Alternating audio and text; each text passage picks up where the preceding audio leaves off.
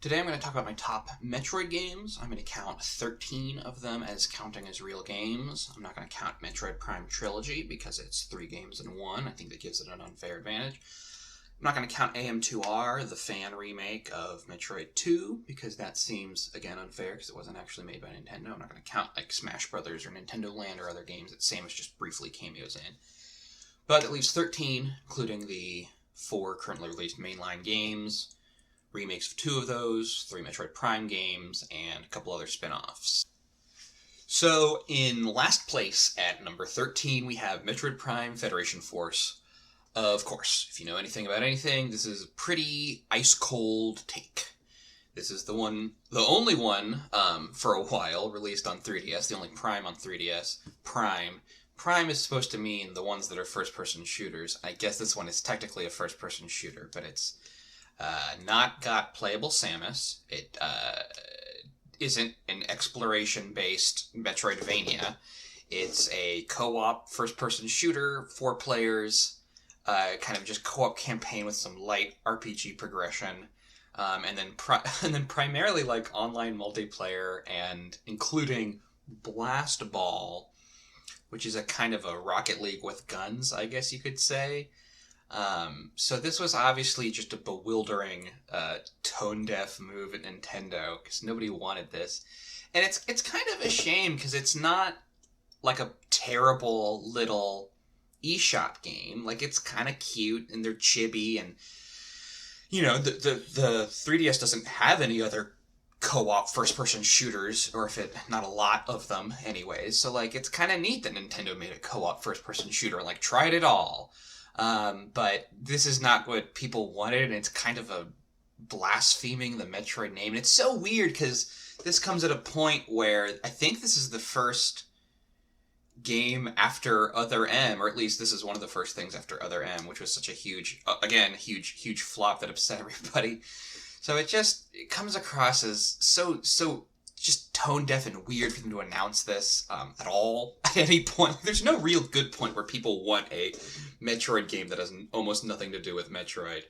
But yeah, just total disaster. But again, like it's kind of cute and it's decently fun. I think if they had just released this as one of Nintendo's many under the radar, no name indie games that they make themselves, little eShop exclusive things, I think it would have done a lot better. I mean, I'm sure it hurts that they charged a full $40 for this, just to slap people in the face. And they really leaned heavily into the Blast Ball mode in the marketing. And I think if they instead had marketed this is something like supposed to be like Halo or Left 4 Dead or whatever, you know, co-op first-person shooter on the 3DS, like we're trying to really bridge the gap and make a real game for this system, I think that would have been received better than that we're trying to shoehorn in this series that's about exploration and puzzles into being just combat. None of the characters or locales you like, just random nonsense. And I mean, like, it's got a whole emphasis on getting in the mechs and running around in the mechs, and like, Metroid's never been about mechs. I think you fight a couple of them, but like, Samus has never once been inside of a mech, as far as I can tell. So, yeah, whatever. Just because it's in last place doesn't mean I hate it, but it's so indicative of that kind of 2015, 2014, 2016 time period of Nintendo just failing everything they did, and every game announced was this horrendous flop. This has the same energy as Chibi Robo Ziplash for the 3DS, where they shoehorned Chibi Robo into a puzzle-solving 2D platformer, but like gave it no budget or marketing, and it flopped because it was terrible, and that's not what anyone liked Chibi Robo for in the first place. So it easily, handily deserves last place, clearly. So, number 12, one from the last, we've got Metroid Prime Pinball, which is a pretty big, I think, insult to Federation Force that the pinball game beats it. Although, to be fair, there's nothing really wrong with Metroid Prime Pinball. It's cute. It is a retelling, or a series of boards based on Metroid Prime 1.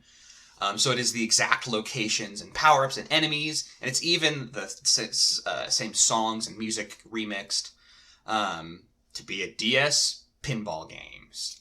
This was a real early title on the DS, which is kind of funny because then the DS would go on to get its own Metroid Prime game with actual combat and shooting.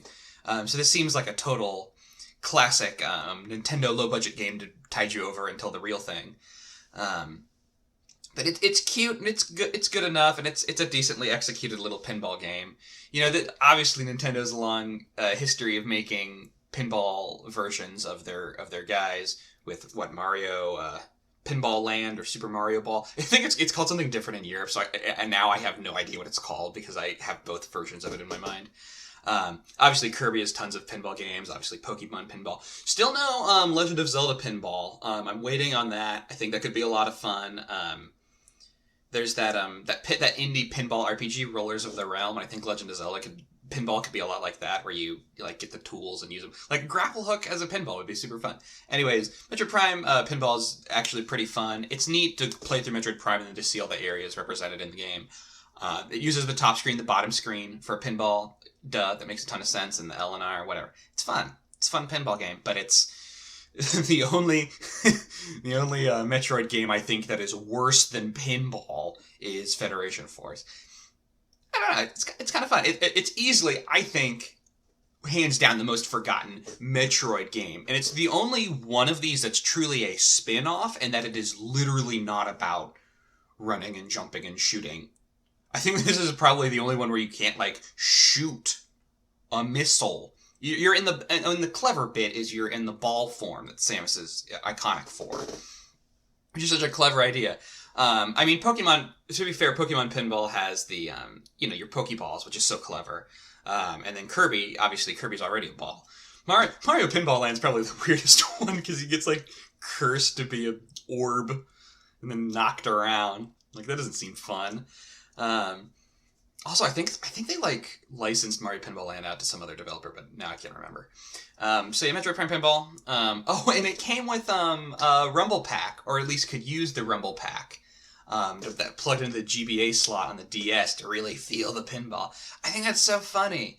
That the concept of that is so funny nowadays because like who cares about Rumble? Like the 3DS has never had any Rumble or any attempt to give it Rumble, and like nobody cares. And then Pokemon Pinball famously could, if you played it on the Game Boy player on a Nintendo GameCube, then it would give you Rumble in the controller. I think it's so funny that like pinball is like older than video games, and like still it's like getting this like, well, we gotta have Rumble for the authentic pinball experience. It cracks me up.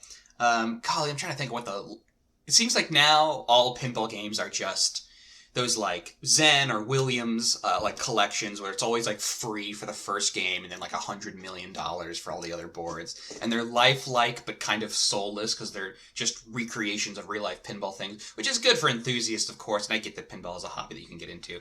Like I feel like we used to get more whimsical, fun AAA Nintendo pinball game. When was the last time Nintendo released a pinball game? It might be this. It literally might be this game right here. I think this might be the last pinball game Nintendo released. Like, I would kill to have a high quality, like Kirby pinball on Switch or whatever. It'd be perfect for it. Turn the thing on its side. Like the Wii U would have been perfect for some kind of weird pinball game where it like goes between the two screens. But no, it's too late now. So yeah, I don't know. I think I would probably separate ranking top 5 Nintendo pinball games. I'd probably this one compared to like something like Mario Pinball Land. This is just like 5 boards. This is 5 decent, realistic-ish pinball boards. They've got mini games that wouldn't be possible probably on a real pinball board, like shooting bugs and bombing Metroids. So like compared to something like Mario Pinball Land's more like a little pinball platformer almost. I haven't played Kirby Pinball. Pokemon Pinball is just 2 boards and you are trying to catch all the Pokemon. Again, great concept. Here it's that you're trying to collect all the alien artifacts or shows artifacts just like in Metroid Prime. So it is kind of fun that like you have to win Metroid Prime Pinball, you have to have a really good run where you accomplish these 5 or 12 or however many objectives across all the boards and go across all of them. And I love that Metroid Prime has this iconic opening where you start on the space pirate ship and then descend onto the planet into its many biomes. And just like that, you start out on the ship a pinball board representing the space pirate ship, and then boards representing each of the biomes from Metroid Prime. It's great. I would love Metroid Prime Pinball 2, or like some kind of Metroid Prime Pinball, or some kind of pinball game that was all the different games, like one or two zones from each of the games. I mean, obviously, people who know Metroid Prime and Super Metroid very well know that they're very similar games. So you could easily have a Super Metroid Pinball because the biomes are basically the same, even though it's a different planet. That's already, I think, more than anybody actually wants to hear about Metroid Prime Pinball. They have some super cute Japanese advertisements for it, where like they show people like really getting into it, like on the bus, and that just again that cracks me up because like, dog, it's just pinball. It's like the oldest game. Like it's like pinball's so simple. I love the earnest concept that somebody in like 2005, 2006 or whatever is just really getting into their Metroid Prime pinball on the bus.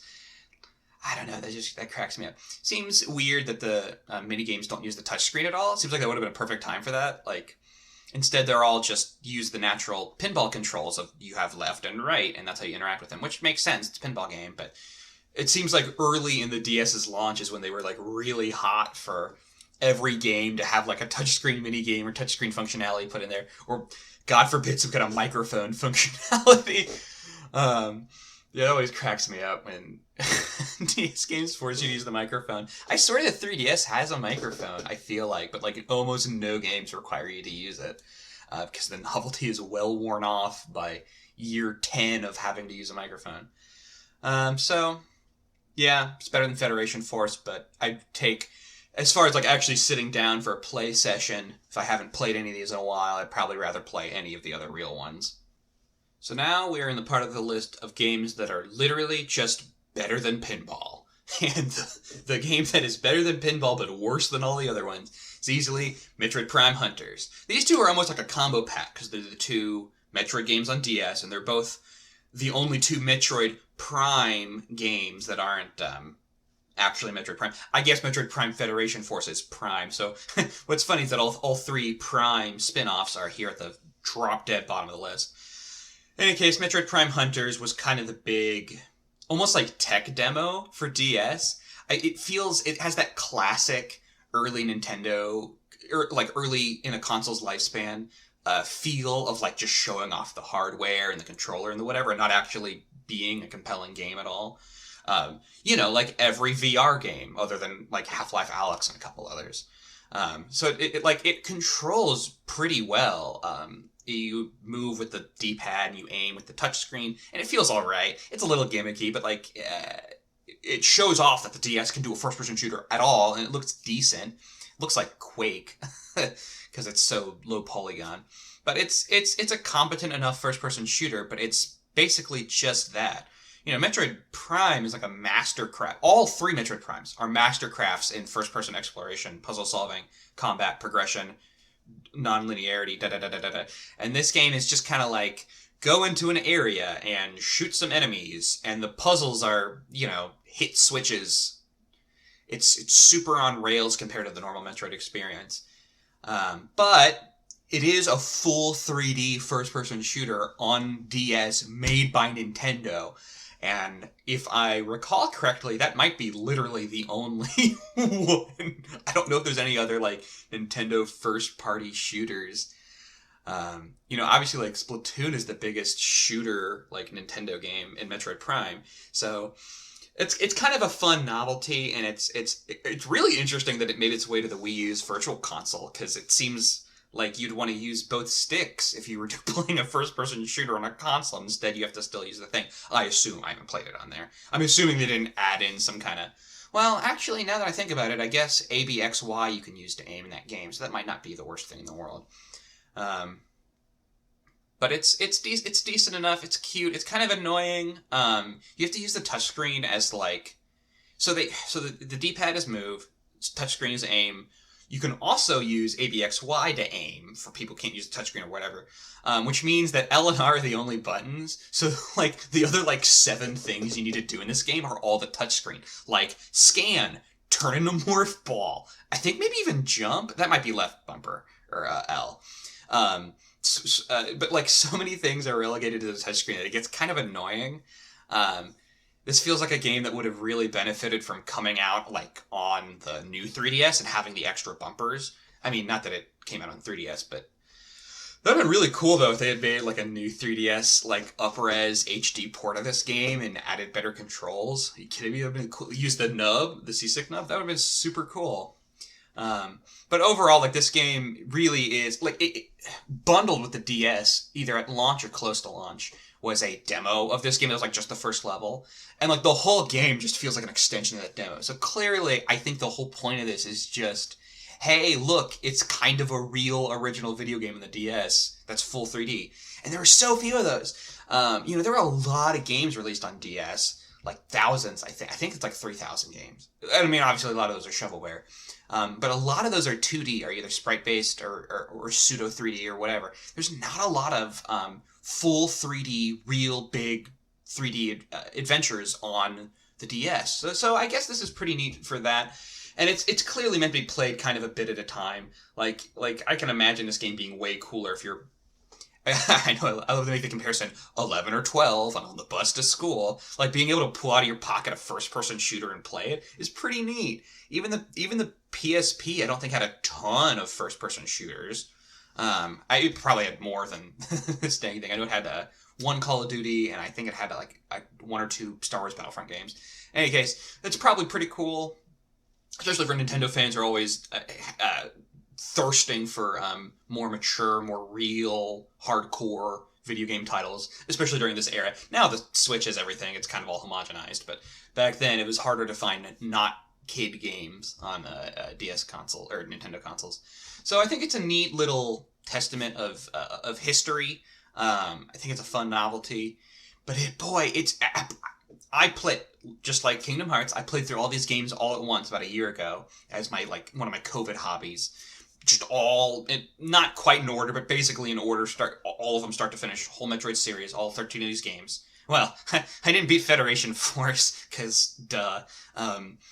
And I didn't beat I didn't beat Pinball, but I did, and I also didn't beat Hunters. So this is I guess that's how you could sort of rank things on this list. This is I think the last game on this list I'm looking at that I didn't beat. I have not beaten, because I got to like World 2 and it's like, this is fine.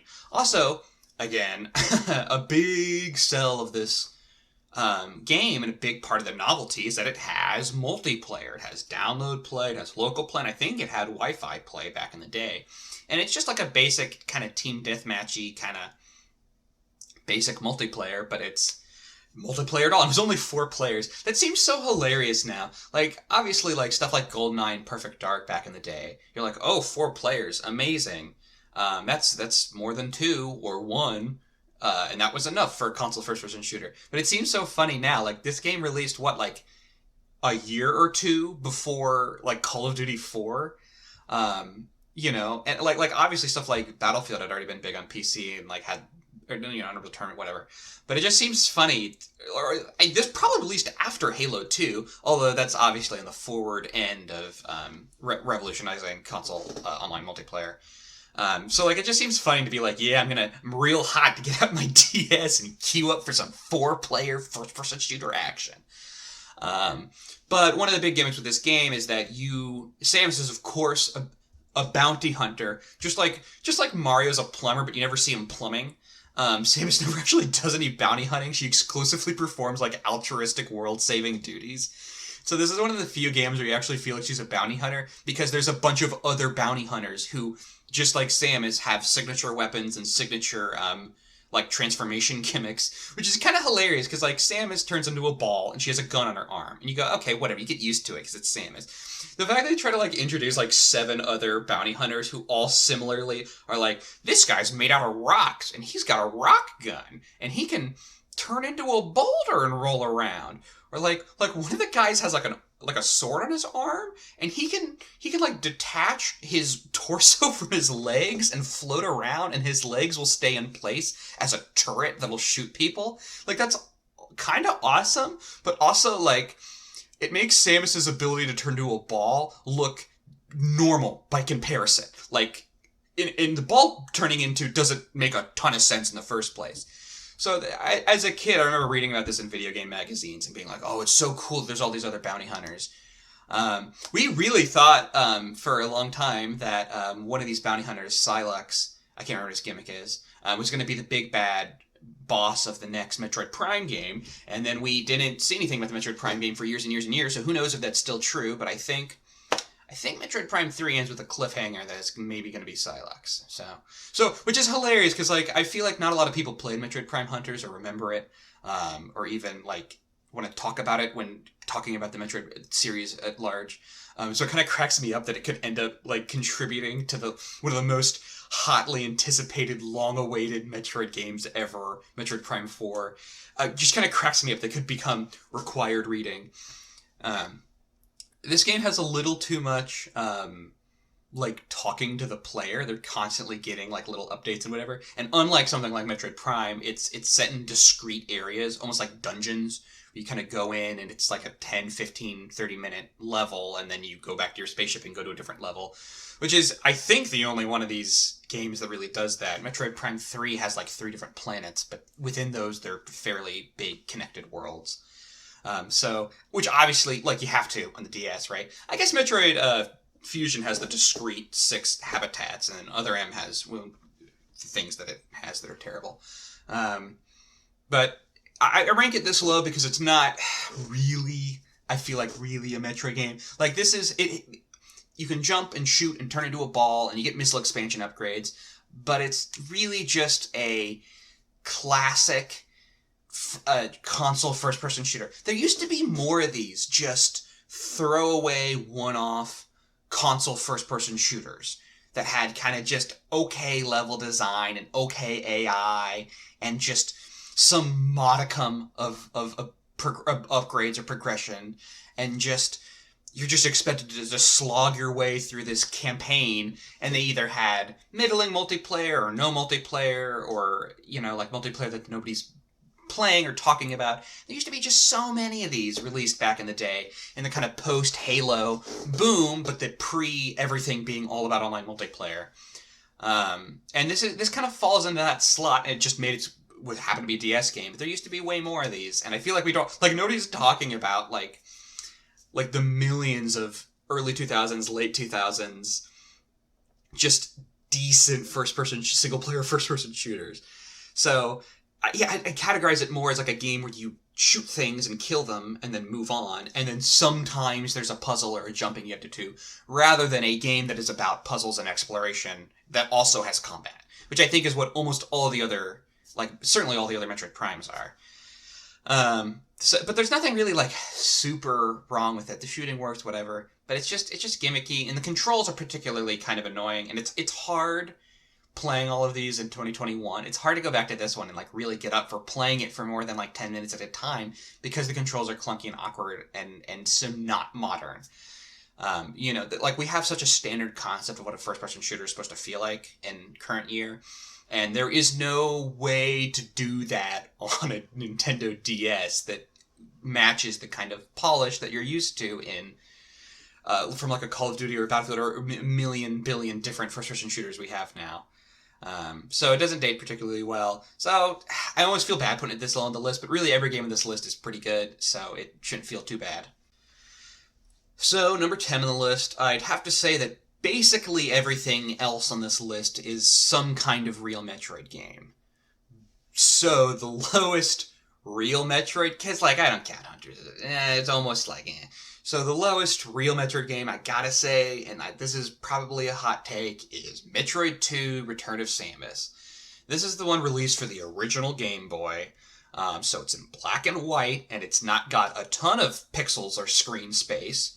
You know, something people kind of forget sometimes about the Game Boy is that the Game Boy, yes, is roughly analogous to a Nintendo Entertainment System, but it's black and white in power. But it's also a much smaller screen, so you have to chop things off to fit it on that little screen, which either means the characters have to be really tiny, or the characters have to be big, and then you can only see like an inch in front of your face. So this is a decent compromise there. Famously, the port of Super Mario Bros. 1 to Game Boy Color, which has the same screen size, is harder than Super Mario Bros. Because you can only see like 4 blocks in front or behind you. But it's otherwise an improvement on it. Where is Super Mario Bros. Deluxe for modern consoles with a big screen? That's what the world needs. Anyways, Metroid 2, Return of Samus. So it's an original Game Boy. It actually is a proper, real sequel to Metroid. I feel like you can say that you've beaten all the Metroid games and you'd like know in your heart that you didn't beat Metroid 2. But I did beat Metroid 2, technically. I had the help of save states. So, I didn't beat it legit. I don't know how anyone did. I repeatedly had the thought playing this of like, how did any kid ever beat this back in the day? Because the whole thing's black and white, so every area looks almost exactly the same. I would have to use guides online, and even then I couldn't tell where I was, because the map's like, well, if you're in, like, you can kind of look at the tiles around you, but it gets so homogenous, it's so easy to get lost. But, on the other hand, it's pretty neat that the original Game Boy had a game like this that was a big enough world to get literally lost and turned around in, and all kinds of secrets and whatever. Like, this is a real Metroid game. I know I ranked it 10th place, below all the other games I consider to be real Metroids. But it's really impressive that the original Game Boy can have missile expansion packs and 37 boss fights. That's another kind of gimmick with this game, is that you're on the Metroid's homeworld and you're killing all the Metroids. And you straight up, right off the bat, you're like, here's the 37 Metroids you have to go kill, or 36 or whatever. Which is really neat. Like, that, like, right from the start, you have this really clear goal. You also start out with the missiles in this game, which is kind of, is either unique or semi-unique. Which is because you gotta kill them. You need that to kill Metroids. But it's a surprisingly good time, and at first it's really great because the overworld song is a banger, except that it's like one of the only songs in the game, so it quickly gets old. But it's awesome. So you hear that right off the bat, and it's really not bad, like the combat and exploration, whatever. But the further you go on, the more and more easy it is to get lost. And some of the things they ask you to do to progress through this game are wild. It shares that with Metroid 1 in that this game feels like it was made to sell strategy guides. Because I don't know how anyone was going to figure out that you need to, go over here and shoot this wall and then climb it and then climb up and then climb down and like it feels like it feels like Easter egg hunting just to progress through the game. It's got a pretty epic final boss fight against the Queen Metroid, I want to say. And it does actually surprisingly push the plot forward. And this is the Metroid game where at the end you save the baby Metroid and it kind of sticks by you and protects you for the rest of the game. Which ends up being like a super big deal in the rest of the Metroid games, which is weird that like Metroid 2, the original Game Boy, is like required reading for Super Metroid, which I mean, it summarizes it in a cutscene, but like Other M is like heavily leans into the like concept of the baby, and like this is the baby here. It also introduces the Spider Ball upgrade, which lets you climb walls when you're in ball form, which is of course in the remake, but it's also in all the Metroid Prime games, which I think is really neat because it's I think I'd imagine, for somebody who didn't do this, that it's easy to think of the Spider Ball as an invention of Metroid Prime, but it's technically started on the original Game Boy. Other than that, there's not a ton. There actually, you know what, there is quite a bit that makes this game unique. Between the constant battles against these boss Alpha and Omega Metroids, the final boss and the introduction of the baby, the unique upgrades like the Spider Ball. Like, this game is fairly unique, and I'm really glad it got a remake because it is hard to go back to. It's straight up rough. I didn't know what the like mysterious liquid that kills you is because it's all black and white. I thought maybe it was lava. In the remake, it's like this purple poisonous goop, which I think is funny because it could be acid, it could be just water. Samus is allergic to water. I don't know. But yeah, it's super confusing where you're ever supposed to go at any point in this game, so you 100% need a strategy guide. But it's got, energy tanks and missile expansions and the whole shebang. It's a real pared down experience. And this is a classic testament to like Nintendo trying to figure out how to fit things onto smaller hardware. Other examples of this include like Super Mario Land, Super Mario Land 2, and then Link's Awakening. But Link's Awakening got an enhanced remake for Game Boy Color, and I love to think what would happen if we lived in a society where Metroid 2 got a remake on the Game Boy Color that introduced a proper color palette and made a couple things just a little bit better. But got a 3DS remake, so that's obviously graphically superior to the Game Boy Color. Um, but yeah, like I always like playing this game. I'm imagining like some 11 or 12-year-old kid in the 90s like just busting out their Game Boy in the bus and being like, where am I? Where was I? Where am I going? What upgrades do I have? What's going on? I guess that's why they have the little Metroid counter at the bottom of the screen at all times. So there's any kind of like continuity. Like you can kind of roughly figure out. Like on like all the online guides are like, if you were between Metroid 13 and 18, then you're probably in this zone. And like that's super helpful because I don't know what's going on. The final boss was really hard though. I had to cheat a lot on that. So definitely, this is I think the only original Game Boy game I've ever beaten. So I guess props for that it got me to even do that. But like easily the one I'm the least like excited to replay of all the core real Metroid games that are count. Because it's both old and rough, and the lack of color I think really hurts it. Because that makes it all the environments so samey, and that's such a big part of a Metroidvania is being able to tell where you are, where you've been, where you're going, remembering shortcuts, and it's just impossible. I like to think I have a pretty good spatial awareness in video games, and this one really tested me because there's just so little to go off of, and and then on top of that, it's trying to be confusing and non-linear and open, and it's really cool that there's a Game Boy game that does that. But yeah, like I have to wonder, like, did anyone beat this back in the day? Or did any kid ever beat this? Like, I straight up wouldn't believe a kid if he said he beat this game. I'd be like, you're lying. You're a strategy guide. I think I remember either the original Metroid or one of them some old retro game I remember being deliberately obtuse, and the purpose was that it was supposed to be a social experience where you're supposed to go out, maybe this is original Pokemon, you're supposed to go out and share tips and tricks with friends and work collaboratively to figure out where to go and what to do. And it definitely it seems like that here. Like this almost seems like it would have benefited from a Dark Souls-esque like messaging system where you can leave notes for other players like, hey, you need to bomb this wall, but you can't get the bomb unless you go all the way back around the other way. I don't know how the Game Boy would have implemented that, of course, but now that's cracking me up, the idea of like remaking like straight up 8-bit games but with the ability to leave online messages to other players. That seems a little pointless, but like a hilariously overcomplicated way to massage the difficulty and obtuseness of retro titles. Also, of course, there's AM2R, another Metroid 2 remake, which is a fan-made remake of Metroid 2 Return of Samus. That's really great, I hear. I haven't played it. It's a little hard to get a hold of because it got DMCA copy struck right before Nintendo announced their own remake of Metroid 2. So I do need to go back and play that because I hear that AM2R is more true to the original and more just updating it to be like in line with the GBA titles or Super Metroid, which is a kind of an exciting prospect. I think that's neat, and I hear good things about it, but copyright. I think it's a crime to download or whatever because Nintendo is so stingy. But also kind of interesting, this is one of the few games that's just straight up like Metroid 2, which is weird because Super Metroid is called Metroid 3 in-game but not on box, and then Metroid Fusion is called Metroid 4, and even the upcoming Metroid Dread is called Metroid 5, but this is the only one that just says it on a title.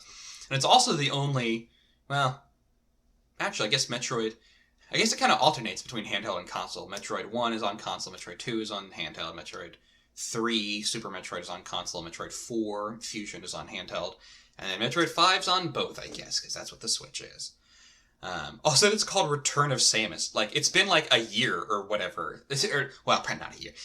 This is, I don't know, maybe Metroid had been dead for a while, but like, there's only been one game. Like, it's not like Return of Samus makes it seem like some kind of like long-awaited remake, but it's just her again. I don't know. I think they just named things like that on Game Boy because things are weird.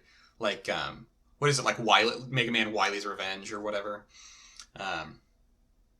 Also, it has, like all Game Boy games, you can play it. You can just plug it into a Game Boy Color and it'll get some kind of color added to it, but it's kind of like nonsensical and auto-generated, and it's just okay. But I played it black and white original. Also, I played it in like a real small screen because if you play it on a big screen, that just feels wrong. I mean, of course, you're supposed to play it with green and black. So at number 9, kind of a hot take. I've got the original Metroid, below all the other ones, which is not going to be, I think, a popular opinion, but it's a rough one to go back and play. It's, I mean, Metroid 1 is all about being impressive for the time. This is the first one on the original Nintendo Entertainment System, 8-bit, and the fact that it has a open, non-linear world at all, secrets at all, any kind of exploration, is really amazing and impressive for the time. It's got a password system, so you can kind of remember your progress. Although some other NES games have, like, battery saves, so this game would have been nice to have that, but I think it was a real early title. And actually, password systems are super annoying. But, like, the fact that this game exists at all is kind of amazing. Similar to Metroid 2 on the Game Boy. Like, this is such a great use of the hardware, and it's really impressive. Yada, yada, yada. It's not very fun to play nowadays. It is rough. Samus herself looks kind of hilarious in the 8-bit sprite style. It's hard to figure out where to go, or what you're doing, or what's been happening. It really is. It's more of an old school, like, you have to comb every inch of every wall of every area. And I can see how, back in the day, that's more bang for your buck. If you play this game without a strategy guide, it's going to take you, like, months to beat it, constant playing, because it's so... like I just said, it's like Easter egg what we would now think of Easter egg hunting or finding secrets or, like, going for the big achievement is the stuff you have to do just to get through the game at all. There's no save points, there's just passwords. And I think every time you reload a password save, you start from the start of the game, but with all your equipment and gear. But, like, good luck remembering where everything is. Also, like, this game, like, as no game did, does not have a tutorial, because, like, why would it? So, I mean, there's only, like, 2 buttons, it's not that hard to figure out, but...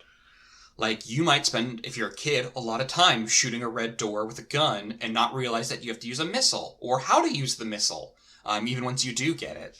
But, like, everything, it is remarkable how similar this is to the other Metroid games at its core, its DNA, considering that it is if not launch, an early title for the Nintendo Entertainment System in 8-bit. Like, with really limited memory and limited graphics and limited everything and limited knowledge of game design. And that's another thing we kind of take for granted. Everybody is aware that an 8-bit game doesn't look like a 16-bit game, doesn't look like a modern game. But we forget that game design has been evolving this whole time, and these early games like Super Mario Brothers and Metroid and The Legend of Zelda that are still hold up at all. Like, it's not because they were using the graphics really well, because they're well designed for their time.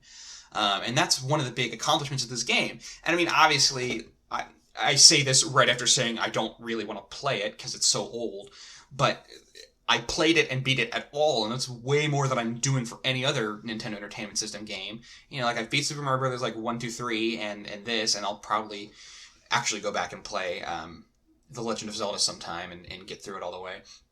But, like, I'm not doing that for the other NES games. And it's not because they look worse, it's because they play worse.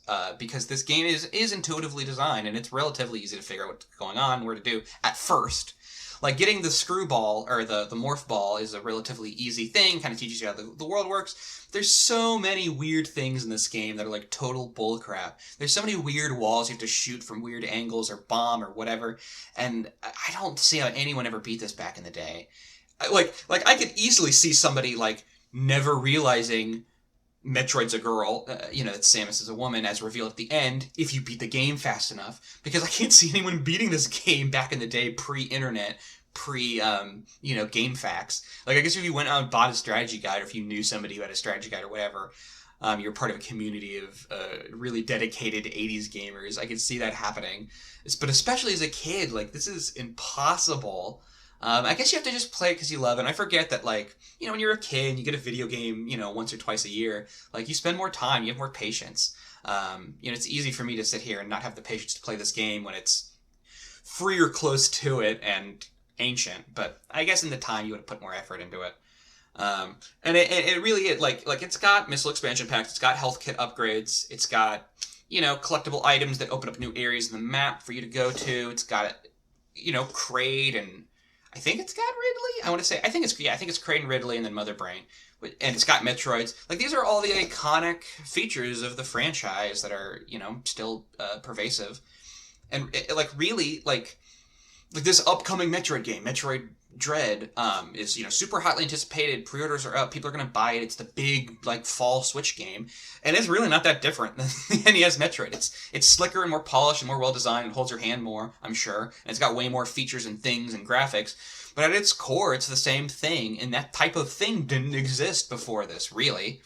This game is contemporaries with like Mega Man, and I mean Mega Man is similarly kind of revolutionary and whatever, but it doesn't have big explorable open maps or whatever. So obviously like this game deserves a lot of recognition. It's super important as this achievement in game design. But if you're playing this in 2021, get a map, get a strategy guide. Don't hesitate to cheat. Because even with that, it's still a kind of a punishing, obtuse game. But it's really cool to play it and see the exact lineage of these things going all the way back to this game. It's really neat. Don't want to play it though, is the thing. Ooh. So and I feel like this is one of my hotter takes, is putting it this alone list. Although to be fair, again, like all these games are really great. So easily my hottest take, least popular opinion here is number 8, Metroid Other M. Everybody hates Metroid Other M. That's fair. This is the one that released on the Nintendo Wii. It was the only 2D Metroid released on the Nintendo Wii. It wasn't made by Nintendo. It was made by Ninja Theory, who makes typically like beat 'em up action games. But it was like directed by Mr. Metroid, like the main Metroid guy, and he got more creative control over it than ever before. And this game is insane. You could easily make hours and hours of content talking about this game and all the things wrong with it. Metroid is typically a game that induces like isolation and kind of tension, and almost Samus never speaks. She thinks out loud to herself and in Fusion on elevator rides. That's it. She like kind of, I think, narrates the opening of Super Metroid. In this game, she's constantly talking and saying things that are weirdly like almost like internalized misogyny. Like this game weirdly has themes of like, well, I'm a woman, so da da da da da da, and it's really weird. This game has a huge like cinematic plot with constant lavish cutscenes. The cutscenes do look amazing in this game, and it's really cool to see the iconic suit and enemies and whatever in like really high quality visuals. Because they outsource the cutscenes to this like movie making company, and they do a great job. But the beats and the dialogue are all Mr. Metroid, so it really almost has like the feel of something like Star Wars: The Phantom Menace, where like we gave complete creative control to this guy who had some good ideas about one part of it, and now it's crazy because he did the whole thing himself. So like all the dialogue in this game is insane. It's got this huge plot about going on this spaceship and da da da da da. But you're constantly interacting with all these other characters who are not super well written, and also it's a bizarre like Among Us imposter plot where one of the people is the traitor, but then they never actually reveal who it is. You can figure it out through deduction, but like they never tell you who the traitor was, even though like people are being killed off by the traitor the whole game, and it's never like there's never a plot beat where you find that out. Instead, there's these huge plot twists about cloning Mother Brain, and then the person you ran into is actually Mother Brain as a human or whatever, and she's mad about Metroids. I think that's the Other M. I don't even know, but it's constantly got like it's so unlike Metroid to have constant cutscenes. It's got kind of a bizarre gameplay style where you play with the Wii Remote sideways and use the D-pad to move around and 1 and 2 to jump and shoot. But then you can also point the Wii Remote at the screen and you'll suddenly go into first person and start aiming, which is kind of a clever concept to try and fuse the classic 2D Metroid style and the first person Metroid Prime style. But it's annoying. It's just annoying. It's annoying and it sucks. One of the reasons Metroid Prime works is because you're always aiming at the screen. Having to suddenly aim at the screen really, like, disorients you. You shouldn't make a game that's based all around constantly changing control schemes in the middle of a fight. Like, I'd understand if there was like, okay, here's a first person section, and then you point at the screen, but like having to constantly whip back and forth is really clumsy and annoying. It really shouldn't even be this high on the list. I feel like that's the hot take. It's like, I think if anybody else made this list, they'd put it drop dead bottom. similar to what I said about Metroid Prime Federation Force, this isn't like a raw, terrible video game. The actual just mechanics of like running and jumping and shooting feel really good. It's really slick and it's pretty graphically impressive for the Nintendo Wii. It's got this cool system where if you have stunned an enemy and you run into them while charging your shot, you'll do like a really cool like Assassin's Creed takedown. You like mount them and like, or like God of War, like blast them in the mouth with your gun. And there's a different like execution animation for each enemy type. And it's really neat. It feels pretty good to do, and it's really slick. It's really smoothly animated for a Nintendo Wii game. So that's really pretty impressive. It's not a bad little Ninja Theory game, but it's easily the like most offensive depiction of Samus yet. You're constantly getting bombarded with flashbacks of when she got overly emotional about things. She's constantly talking about motherhood and being a mother, and it's kind of like implied in Metroid 2 or Super Metroid that she has this relationship with the baby Metroid, but it's almost like out of character for her because she is silent and doesn't say anything. And the fact that she wouldn't just murder this Metroid on sight is kind of a meaningful moment, because up till that point she's just a walking death machine.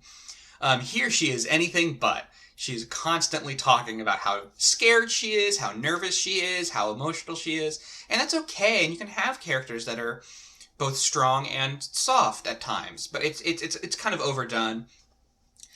Everybody complains about the scene where she meets Ridley, the purple dragon, who is her running nemesis and is in almost every one of these games. And she has like a straight up like PTSD trauma episode right there, and like freezes up, and he gets like some free hits on her. And on the one hand, I get what people say, and it's kind of frustrating to be like in a cutscene, your character got so emotional that the boss got the first hit. But it's also kind of awesome because it really sells that like Ridley is horrifying, and like, yeah, you would do that if a purple space dragon ate your parents in front of you, which I don't think they ever mention in the games, but they certainly sell it here. And I think they do mention that he killed her parents. So like that's actually kind of a scene that I like from this game, because it makes all the other Ridley fights cooler in comparison, because you're like, oh, every time, all 11 times Samus has to fight Ridley, she's probably thinking about her dead parents and what they looked like crunched in half like a Kit Kat bar in front of her.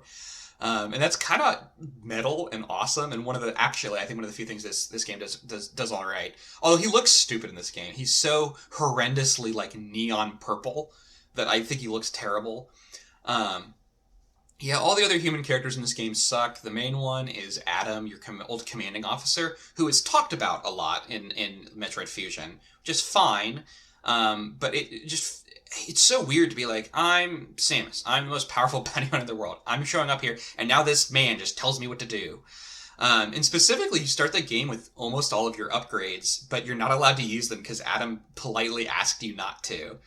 And you're not actually like required to take orders from him, but Samus is like humoring him by not using her missiles. So like right off the bat, you start the game, and every time you hit the B button, it says, Adam says not to use your missiles. You're like, what? Like, we're just trying to figure out what the buttons on this controller do, and one of them tells me what a man thinks of me? Are you kidding me? This sucks. Also, it's super linear. If you just raw look at the map of this game, it's 3 biomes and a hub world that connects them, and they're relatively open-ish. And if you just had free run of them from the start of the game, and they were locked off by doors that require upgrades, as in previous games, that's fine. They're a little bit on the small side, and they're not that interconnected. Like, Fusion has all these cool ways you can move from one biome to another through secret passageways. This lacks that, I think, or at least lacks that as much. But part of the problem with this game is anywhere you're not supposed to go, it locks off. Like, it's straight up like Adam locks the door for you so you never go in the wrong direction, which is total bunk. That it really takes away a lot of the fun of Metroid. So, like, this game still has, like health bar expansions and missile expansions. So it's hard whether or not I consider this a real Metroid game, because I don't think a real Metroid game has as much talking and yapping. But it's fun to play as Samus and to do the attacks. And it's got a lot of the core DNA, but it gets so much wrong about the core formula that it's hard to forgive this game. But it does. There are some cool things about it. One of the things I don't like about it is sometimes it will ask you to go into first person for a QuickTime event, and or to like do a little Where's Waldo search. Oh yeah, no, it's the final boss is like basically a QuickTime event where you go into first person all of a sudden.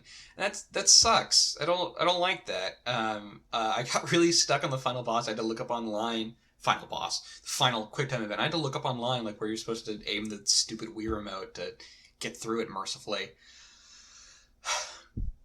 So I'm torn on this game. I ranked it above. Yeah, ranking it above Metroid 1 and 2 is definitely a hot take. I don't think anybody is going to want to hear that. But because it's relatively new and it's making relatively good use of the hardware, like, it's fun to just kind of run around and jump and do it. But there's just so many frustrating, glaring flaws with it. I'm glad to see this kind of almost like scrubbed clean from like Nintendo's history.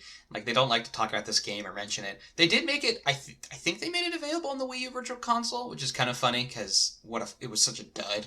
It's sad though that this kind of was the induction of death for the franchise for a time. Like, this kind of put the whole thing on ice for a while, and that's kind of sad because like this isn't really Metroid. It wasn't made by the real. It was made by a different studio, and like, why punish the whole series? But I mean, that's what you get, right? When you put all this money into it, and have this big lavish cutscenes, and nobody wants to see them. God, it's a bizarre game. All the scenes of the human characters are so cringy. In particular, there's one of the it's this crew of 5 like Federation soldiers that you have to interact with, and one of them's like one of the main ones is this black guy who's like really depicted stereotypically.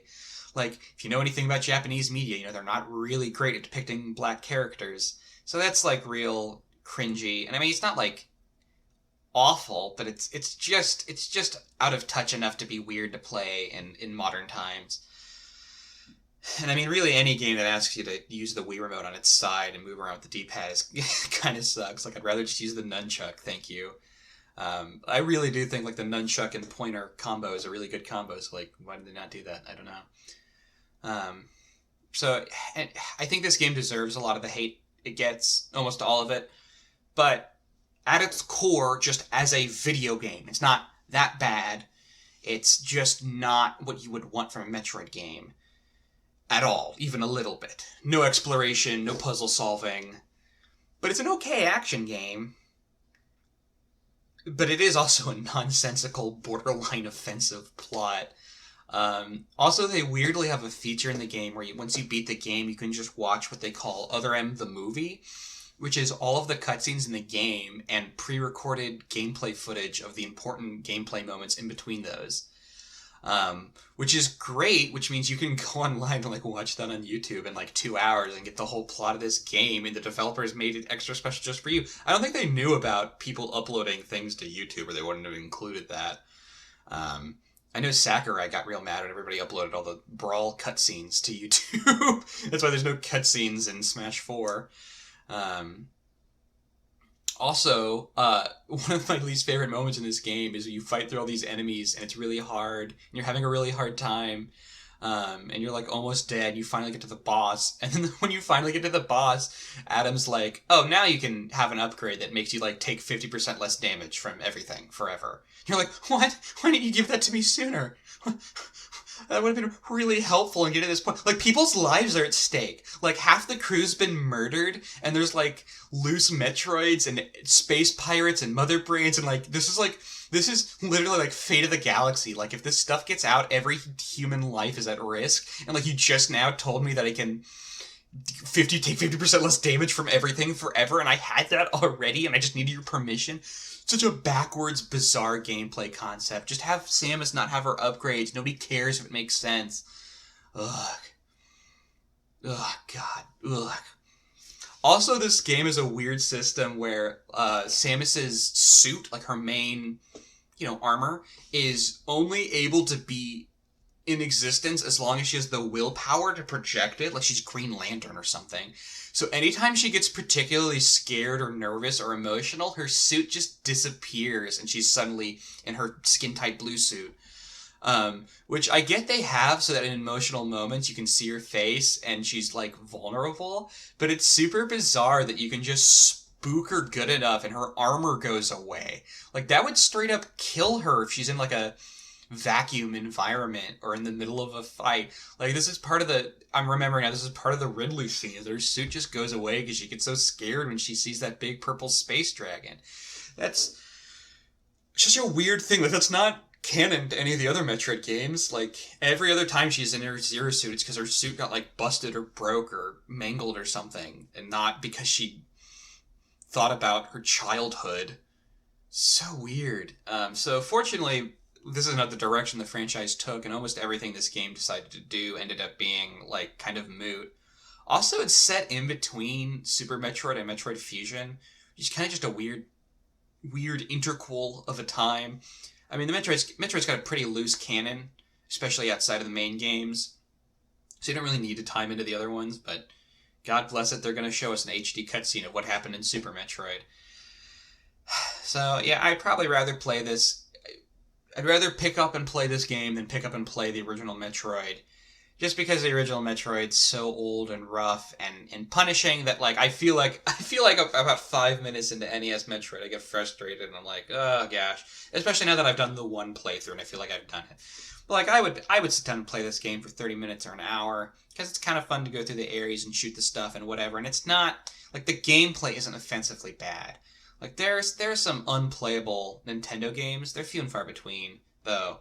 And this isn't one of them. It's not unplayable. It's just it's more about the like emotional value. Like it's offensive. It's like this game is almost like being gaslit into thinking Metroid's something it's not, and that's emotionally harmful. But it's not a bad game to sit down and play really. But I can see how, at the time, if you've been waiting for years in another Metroid game and you went to E3 or watched E3 and this is the big Metroid game at E3 and you pre-ordered it, like, yeah, I could see you wanting to never purchase another Nintendo product.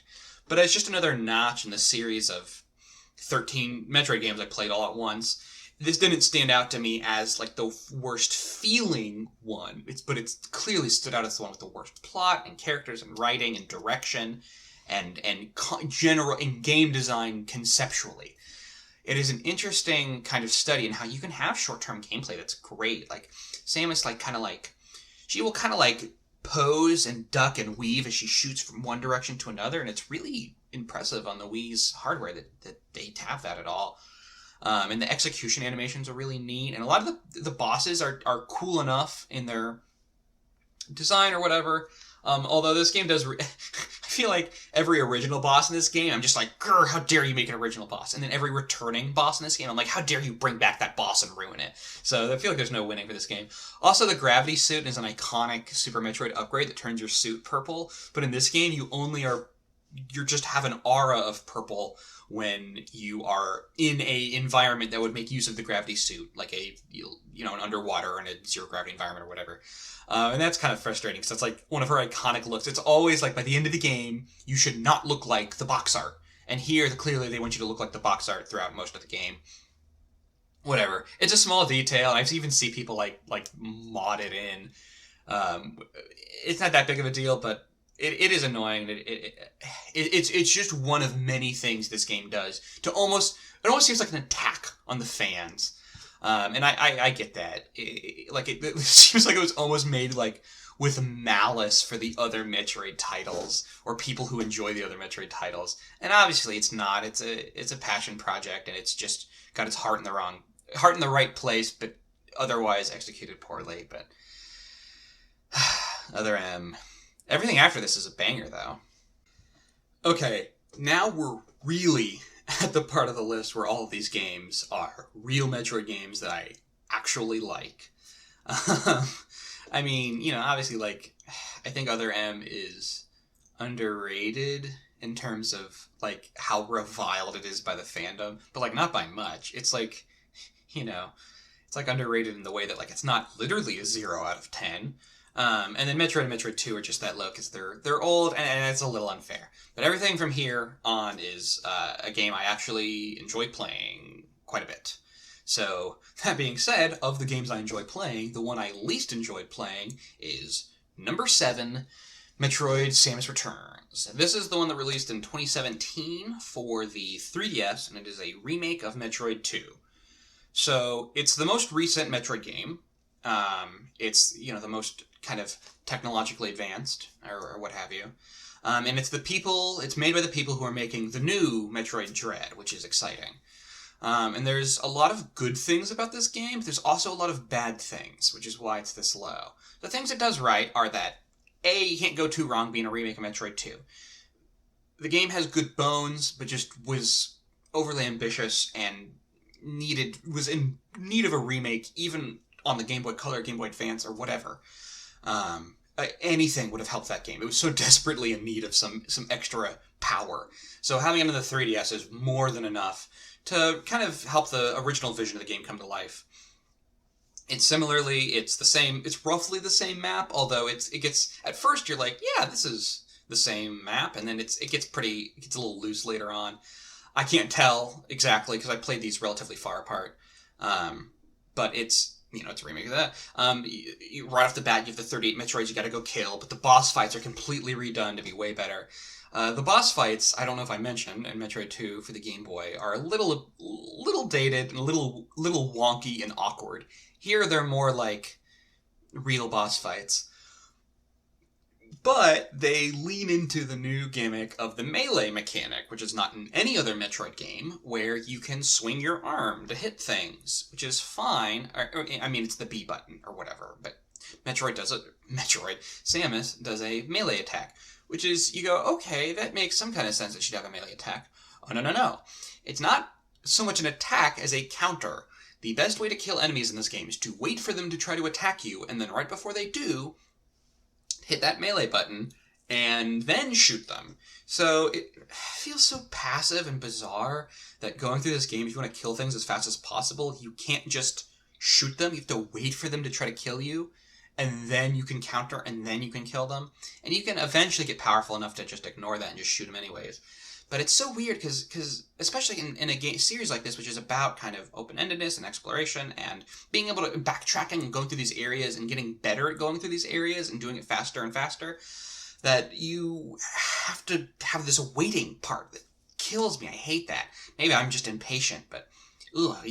So the melee mechanic is in Metroid Dread from the trailer, but they said it's going to be toned down, and I really hope so, because I don't mind that there's a melee, I just hate that it's a counter and you have to wait. So that's bad.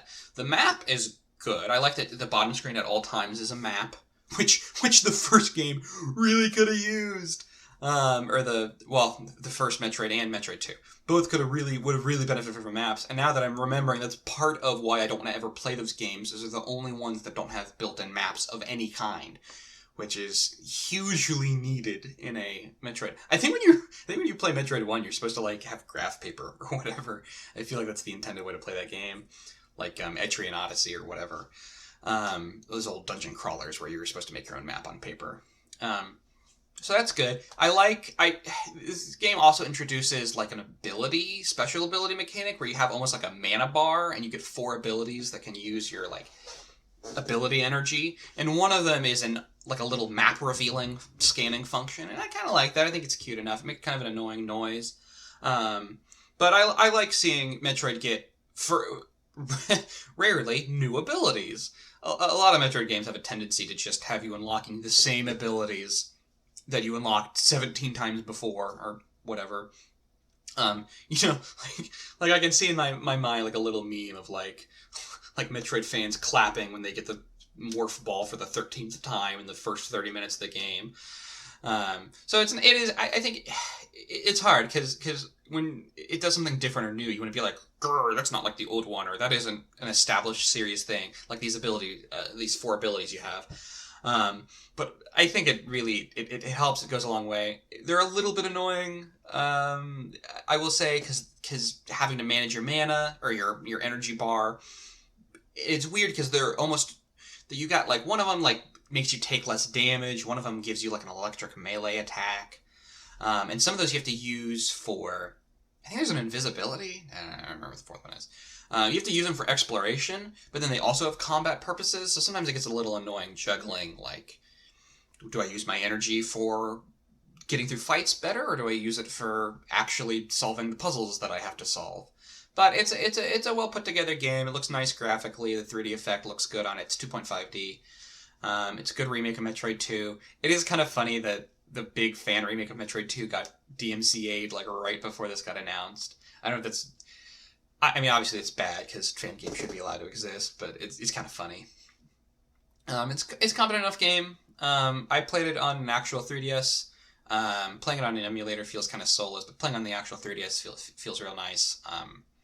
And it's, kind of made for the hardware. Also, it has a free aiming mechanic for the first time in a Metroid where you can, like, hold down L and you'll stop moving and just freely aim in 360 degrees, which is kind of fun and used well for some of the boss fights, but sometimes it's a little annoying to have to actually aim at things.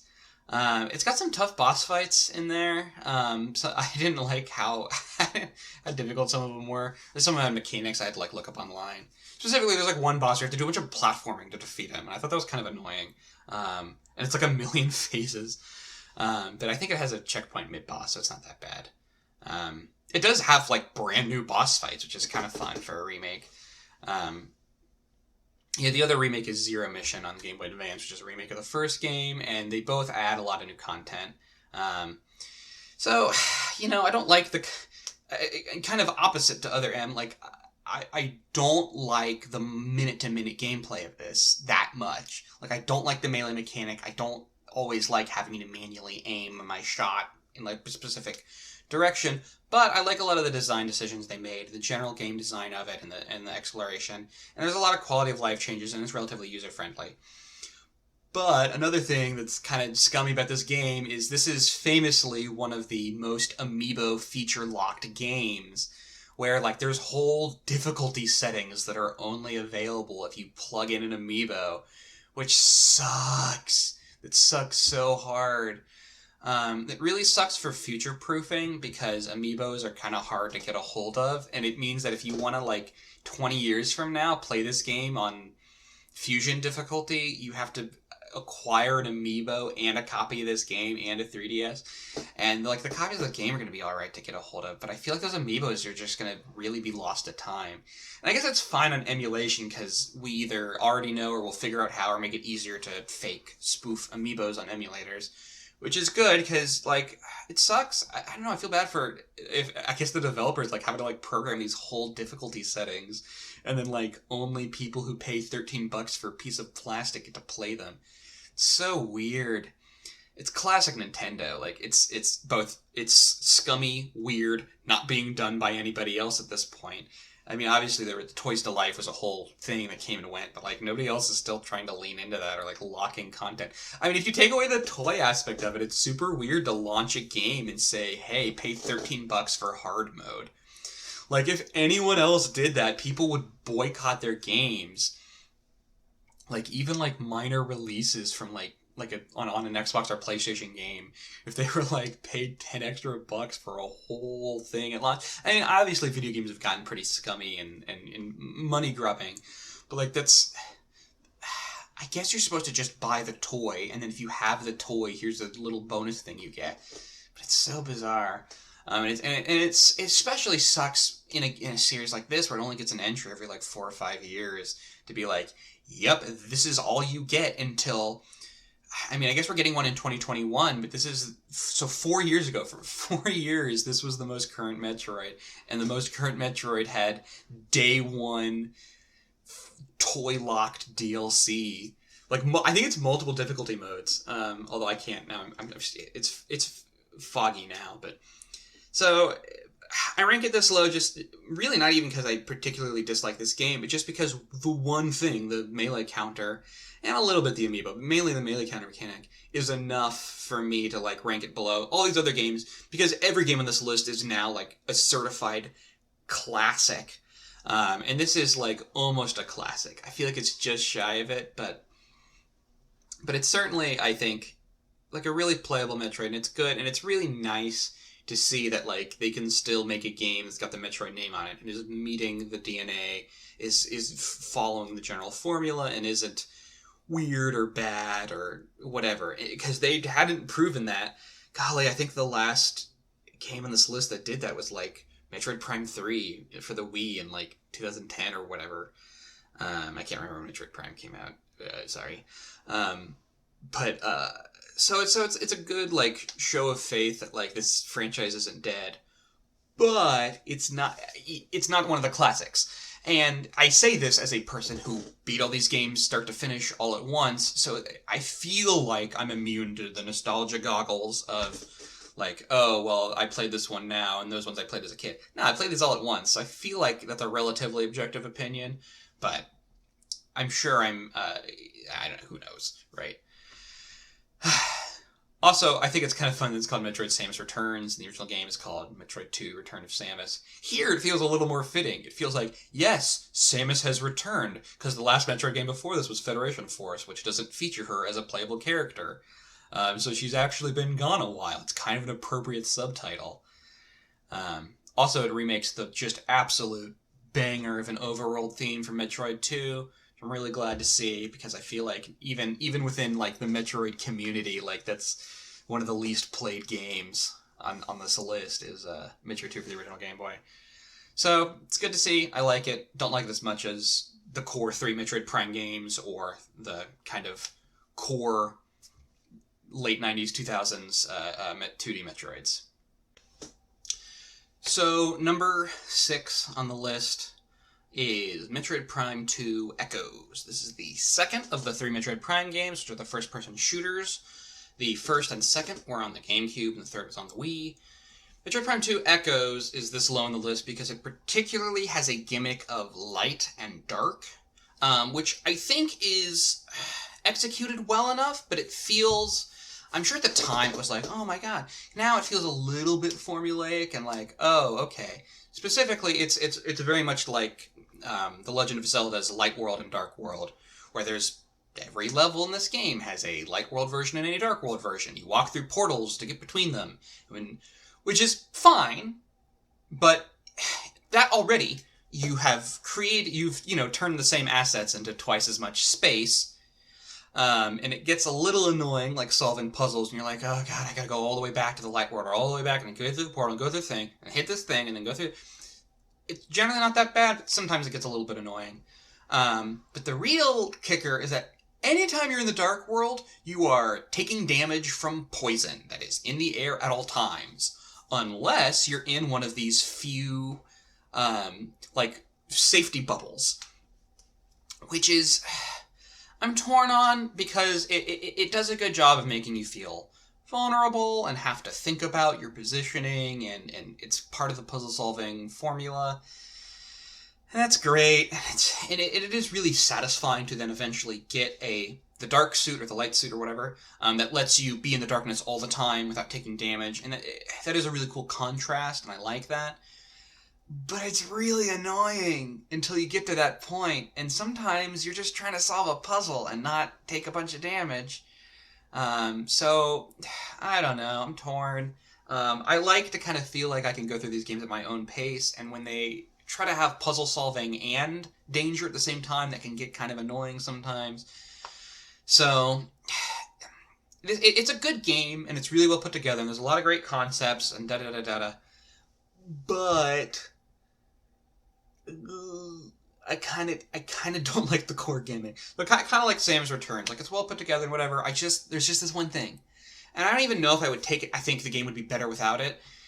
But it's just built around it, and I don't know. It's still, a genius, brilliant, first-person exploration, puzzle, combat game. And you can't get that anywhere else, and it's great, and it's a masterpiece, and da-da-da-da-da-da. Also, this one introduces, split-screen competitive multiplayer of just, you're both Samus, now shoot each other. It just seems weird. Maybe people played that more back in the day, but it seems odd, especially because this game is almost kind of a parallel to, Halo 2, in that these are both console-exclusive sci-fi first-person shooters featuring an iconic character in a armored suit, and this one has introduced a multiplayer mode that this previous one on console didn't have this generation. But in Halo 2's case, it's like inventing Xbox Live, or, kind of popularizing it. In Metroid Prime 2, it's like, shoot each other with a gun. I mean, I get that, like, GoldenEye and Perfect Dark, again, were, like, popular things back in the 90s, but that's before my time. It seems weird. I guess Nintendo, it's very like Nintendo to be behind technologically at all points in history, or at least starting in kind of this GameCube era. I think this is where we first start to get, like, the concept of, like, Nintendo's not quite up to snuff with the other places in terms of raw technological progression. But whatever. I didn't play. It doesn't hurt me that it's there. Like, it's not like an active knock against the game. It is kind of funny when you put up like Metroid Prime Trilogy, and it's like, hey, you want to just play the multiplayer from 2 because it's the only one that has multiplayer? And you're like, really? Was this worth remastering and putting in the collection? I guess it was just lying around, but like, I don't know who's like getting out 4 Wii remotes. I'm like, yeah, let's do it. Like, it seems like it would have been. It seems like it would have fit the game better to have it be like a cooperative thing. Like, even if it's just like a wave survival mode, like to be like you can run around in this map and shoot aliens and see how long you survive. I don't know, I guess that hadn't really been popularized in shooters at that point, but it seems so against the everything Metroid to be like, just shoot each other. And also, if you're going to do it, like, give it online multiplayer, especially for the Wii release. Like, it seems like Metroid Prime Trilogy could have incorporated that, or I don't know, maybe it probably wasn't worth it. I don't know if anybody would have ever even actually played it, but I don't know, classic Nintendo. The plot I felt like was kind of weird, where it's like you're on this planet that has a light version and a dark version, and these ancient insect people take care of it. And it just seemed odd because, like, we already have the Chozo as like this ancient bird race that Samus has this connection with, and it seems so weird to have the plot of a whole Metroid game be, what if there was another kind of animal-looking ancient alien species that Samus had to commune with and deliver on a prophecy with. And there's like these big long cutscenes where they're like, you talk to the bug guy and he's like, I remember when the world didn't suck and now you have to do the prophecy. Like, alright, I guess. It's at least got more unique biomes, I suppose, than Metroid Prime 1. Metroid Prime 1 has very standard, like, ice level, snow level, jungle level, ruins level. This one at least has like a high flying robot factory as one of the levels. It's got a swamp as one of the levels, featuring an underground and overground components. I guess those are kind of fun. I find it a little bit forgettable. I don't know. It's my least favorite Metroid Prime, and nothing can take that back from me. Also, all the suits in this game are I'm mixed on because it's the normal suit and then the light suit and then the dark suit, I think. And those are great designs. Although I feel like they missed out. Like, the light suit's this like all white suit, and it's amazing looking. And I think it makes you take like less darkness damage. And then the dark suit makes you take no darkness damage, and it's brown. And it always seemed weird to me. The dark suit's brown. Like, why not make it all black? Like, in Smash Bros. Ultimate, Samus has that like all black alternate outfit that's not from any of the games, and like that's what the dark suit should have looked like, and it looks awesome. Oh well.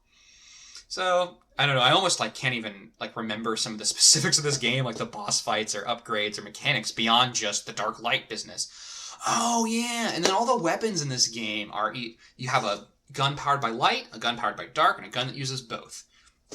And then your normal gun, which doesn't use anything. And so you constantly have to power those up with ammo. You have light ammo and dark ammo, and then the final gun uses both every time you shoot it. And like, you need those to like solve puzzles and stuff, but it's kind of annoying to have to kind of bounce back and forth and use those. On the other hand, it makes it so that you have a context for using all the different weapon types, even at the end of the game. Again, I'm torn on that. Is it annoying to have to manage your inventory, your ammo? Yes. Because you have to like constantly, like especially when you're like in the light world, and you have to constantly bounce back and forth between which one you're using to take out enemies, because killing enemies with one gives you ammo for the other. And that's kind of a fun concept, but it's kind of a pain. This whole game is like really cool conceptually, but also kind of a pain, which is why it's this low.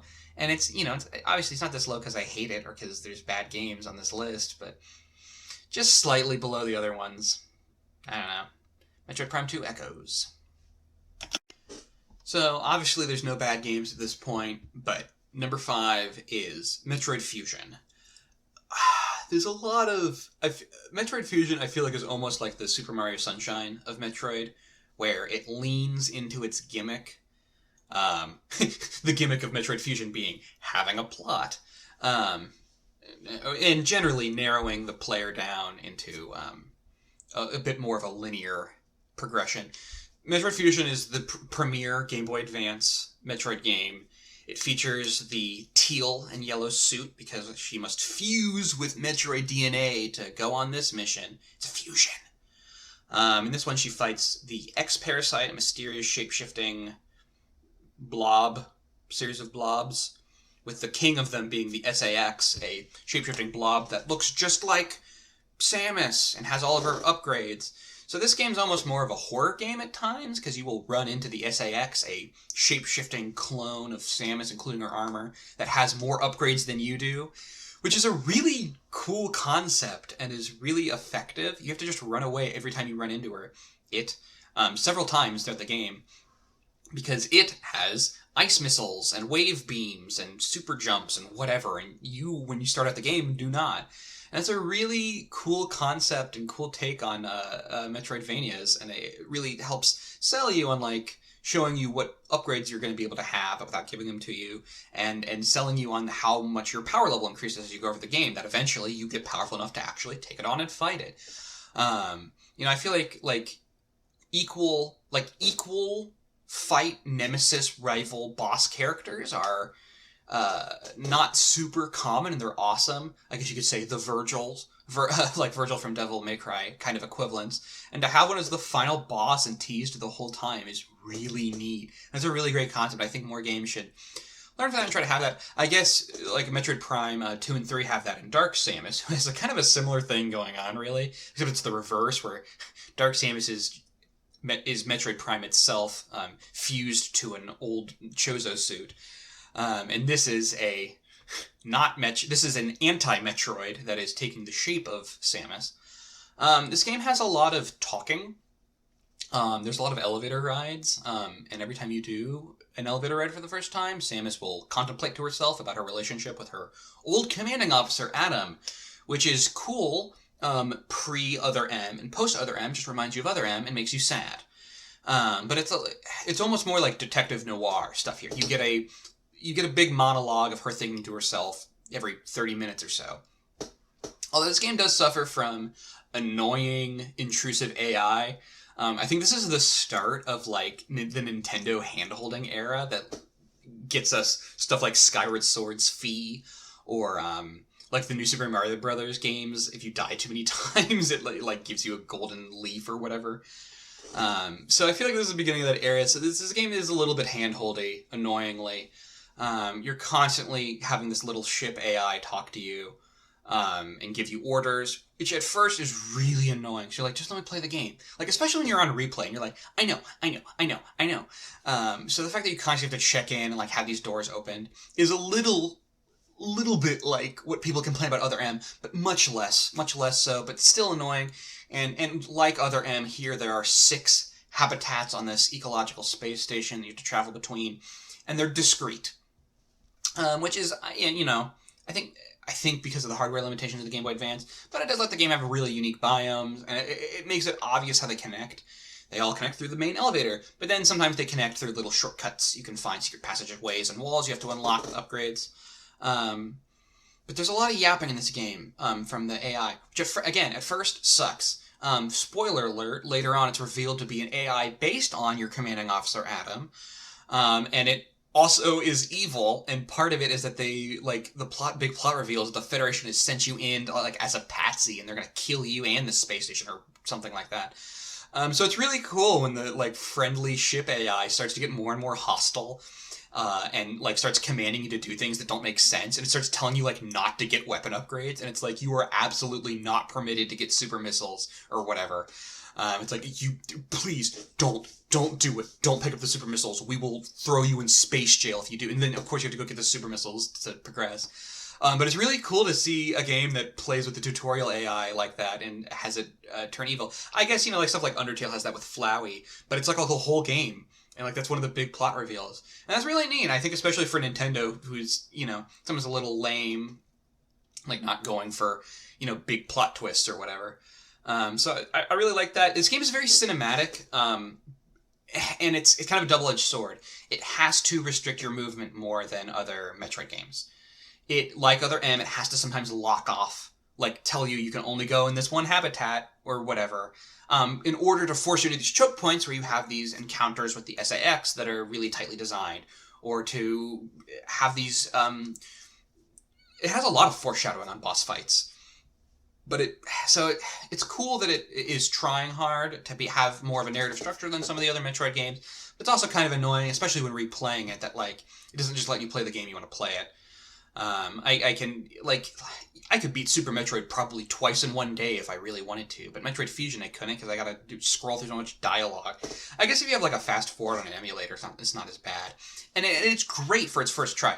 I think if you're going to introduce somebody to Metroid Fusion is maybe the way to do that, because it is a little more hand-holding than the other ones. It always tells you where you need to go. It makes it really obvious where things are.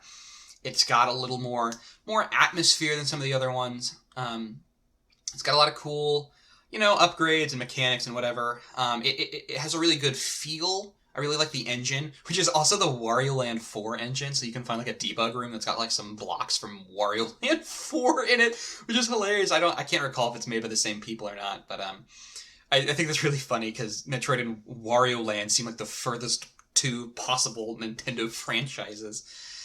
So overall, I really like this game. I played it a lot as a kid, but I got like a secondhand copy of it that was just before the final boss on its save file, so I would just run around through all the zones and just shoot them up. So playing it in earnest from start to finish was really nice. I think I technically didn't beat this game recently because I was using save states, and the final boss has a timer, and I save stated and overwrote one too many times, and I literally didn't have enough time to get through the final boss. So I may have just looked up. I think I killed the final boss, but then couldn't get through the cutscene, and it was so frustrating. So I looked up the final cutscene on YouTube, but whatever, I still count that. So obviously it's hard to sometimes rank some of these games. I'm putting Fusion above Echoes just because I find the Echoes gimmick of light and dark to be a little bit annoying at times, and I'd probably rather replay Fusion than replay Echoes. But it's really splitting hairs at this point. These are all top of the line, top of the genre games. It's hard to really definitively whatever. It's all arbitrary, right? This is just an excuse to talk about these games anyways, right? Also, Echoes is the second GameCube game, and so I feel like it's a little less impressive than Metroid Prime, which is really doing it, or Corruption, which then has all these Wii exclusive features. But I don't know. Really, I could almost go either way on a lot of these things. So, number 4 on the list, obviously things are getting real neck and neck at this point. Number 4 on the list is Metroid Prime 3 Corruption. This is the first-person shooter released for the Nintendo Wii, and boy, you can tell because they are constantly reminding you about it. To be fair to this game, the motion controls work great for basic Metroid Prime gameplay. Up to this point, they were GameCube games, and so you use the left stick basically for moving and aiming, which is so out of touch with how we think of first-person shooters now. So it's a little hard to go back and play those because... what? I haven't played a game controlled like that since, the Nintendo 64 or something, and I didn't because I didn't grow up with that. So it's bizarre to go back and have to learn how to use that. And you have to really heavily rely on the targeting, the Z targeting, like Legend of Zelda, where you lock onto things and aim at them. It's almost impossible to aim at anything otherwise. There's no free aim in those games even, I don't think. So aiming with the Wii remote just at the screen where you want to shoot at is amazing. It's such a revelation compared to how those feel. It really, Wii remote and nunchuck is almost is the closest that I think a console can get to mouse and keyboard. It's really bad for quick snap, turning 180. It's I think something like Counter-Strike or Call of Duty or Rainbow Six or whatever would have a hard time using a Wii remote nunchuck for online multiplayer. If you were playing against other controller users, I think they'd beat you even with your excellent aim because they would have the ability to whip around faster. However, the Metroid Prime is not that. It is a slow, kind of puzzle exploration focused game. So it fits really well. The controls fit great, especially if you've been playing Metroid Prime Trilogy, which bundles Wii versions of all 3 games. It's excellent to play all three of them with a unified control scheme. Reminds me of the Master Chief Collection. How part of the deal there is just not having to relearn the buttons every game. That's really great. But this is especially a problem if you play Metroid Prime Trilogy. You play through Metroid Prime 1, motion controls are great. Metroid Prime 2, the motion controls are great. Metroid Prime 3, suddenly everything's motion controls, not just the aiming. They're constantly asking you, like, the grapple hook is to shake the nunchuck. And, like, every door you come across, you have to, like, stick the Wii remote and twist and do. Every puzzle is involving the Wii remote to constantly, like, tilt it around to solve puzzles. And it's a little shoehorned in. Not every one of those needed to be the case. I mean, it is kind of cool to, like, be in a fight and, like, you gotta, like, grapple this dude's armor off with your grapple hook and, like, swing the nunchuck. It's kind of cute. It's kind of fun. But it's bizarre after playing Metroid Prime 1 and 2 through the trilogy, which do not have that because they're just ports and the only thing really updated is the aiming. But it doesn't, like, actively take away from the game. I generally like this game very, very well. This game is one of the few ones that has truly discrete areas. There are like 4 biomes in this game, and you straight up have to get on a spaceship and leave and go through a loading screen to get to the other ones. They are not connected at all. Not even shortcuts between them, like in Metroid Fusion. But there's some really cool ones. In particular, there is a total Bioshock Infinite, but before Bioshock Infinite, a steampunk floating city where you have to ride through the city by grapple hooking onto these rails that connect the discrete floating islands, just like Columbia in Bioshock Infinite, which is bizarre because this game predates that by at least like 2 or 3 years. And is also a first-person shooter with an emphasis on story.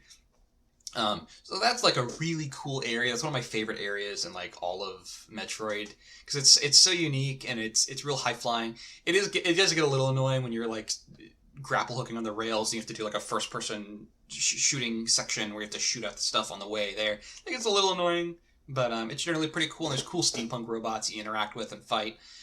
The other areas are not as iconic. I think there's like a jungle ruin lava zone is one of them. I think the Space Pirate Homeworld is one of them and has acid rain. There's an ice area. One thing that is kind of cool, though, is that there's a separate area that is like a total optional dungeon that you need battery cores to open the doors of, and you find battery cores while you're out and about on the required story mission planets. And so I don't think you have to interface with this abandoned spaceship very much, but you can always revisit it every time you get a battery core and get a little bit deeper into it, which I think is really neat. I think more Metroid games or Metroidvania style games should have like an optional little side dungeon that totally you don't need, but it's chocked full of little optional upgrades and lore dumps. And it also has a really cool Aliens feel to it, of being this totally dark, desolate, on fire, derelict spaceship. Also, I like Metroid Prime 3 Corruption, for better and for worse, is, as the name implies, about corruption. You really are leaning into battling Dark Samus in this game. She's a recurring nemesis in 2, and I mean, Dark Samus is technically Metroid Prime, so it's kind of the namesake of the franchise. It is a particularly strong Metroid called Metroid Prime, that has then turned into... So they fused Metroid with Phazon, which is this high-energy space scoop, and that's the final boss of Metroid Prime 1, is Metroid Prime. And then you kill it, but that space scoop is now sentient and very angry at Samus, and it inhabits a suit of armor similar to Samus's, and that's Dark Samus, who we now know more from Smash Brothers, I feel like. And that shows up a bunch of Metroid Prime 2. Looks butt ugly in Metroid Prime 2. I'm really happy that Dark Samus looks a lot more in line with the Smash design in Metroid Prime 3, because the Wii is a little more powerful. It's not much more powerful, but a little more powerful. And those are one of the coolest things in the franchise. It's really cool to have a, like I said, Virgil rival fight with an equal. So Dark Samus is really cool. And so the whole kind of one of the main gimmicks of Metroid Prime 3 in the plot is that Samus is slowly being corrupted by Dark Samus. And so your suit, there's this really cool system where you are every time you get an upgrade, your suit gets a little bit bluer. And it's like when you hit like 25% of the upgrades collected and 50% of the upgrades collected, your suit gets bluer and bluer and bluer and more corrupted. And it's really cool. And it's subtle, and you kind of don't notice it at first, because this is a first-person game. You barely see yourself in third person. But by the end of the game, I was like, wait a minute. I'm like, I basically look like Dark Samus. So I really like that. It's kind of sad that this game only has one suit that you get in the whole time, but it's the Phazon suit, which is pretty cool looking, or it's like the PEC or whatever. Also, you get these sweet shoulder blades. You get these, like, for the acid rain on the Space Pirate homeworld, you can only be immune to it by getting these, like, blocky shoulders that are like a life pack or whatever. And so it's really cool that I think that's the only time in a Metroid game where, like, you get a upgrade that isn't just a suit, that is visually reflected in your suit, but isn't like the whole suit. It's just an accessory. And I kind of wish more Metroid games had that, where like just your helmet got upgraded and it changed a different color, changed design, or just your visor got upgraded and it had a new design. I think that's really cool. I wish they'd leaned into that. I hope Metroid Prime 4 has more like piecemeal upgrades that like slowly reflect across your whole suit. Like, it'd be really cool to like get new boots, and then just your boots are different or whatever. Instead of the traditional kind of Metroid suit upgrade where you just, now you're immune to lava and your suit is a different color, which is fine and is cool, but I feel like there's more room for experimentation there. Also, this game is great. Metroid, Samus continues to not talk, which is, I think, how it really should be. It makes you feel a little more Avatar Hood, and sells her as being like a really just walking death machine, which I think is cool.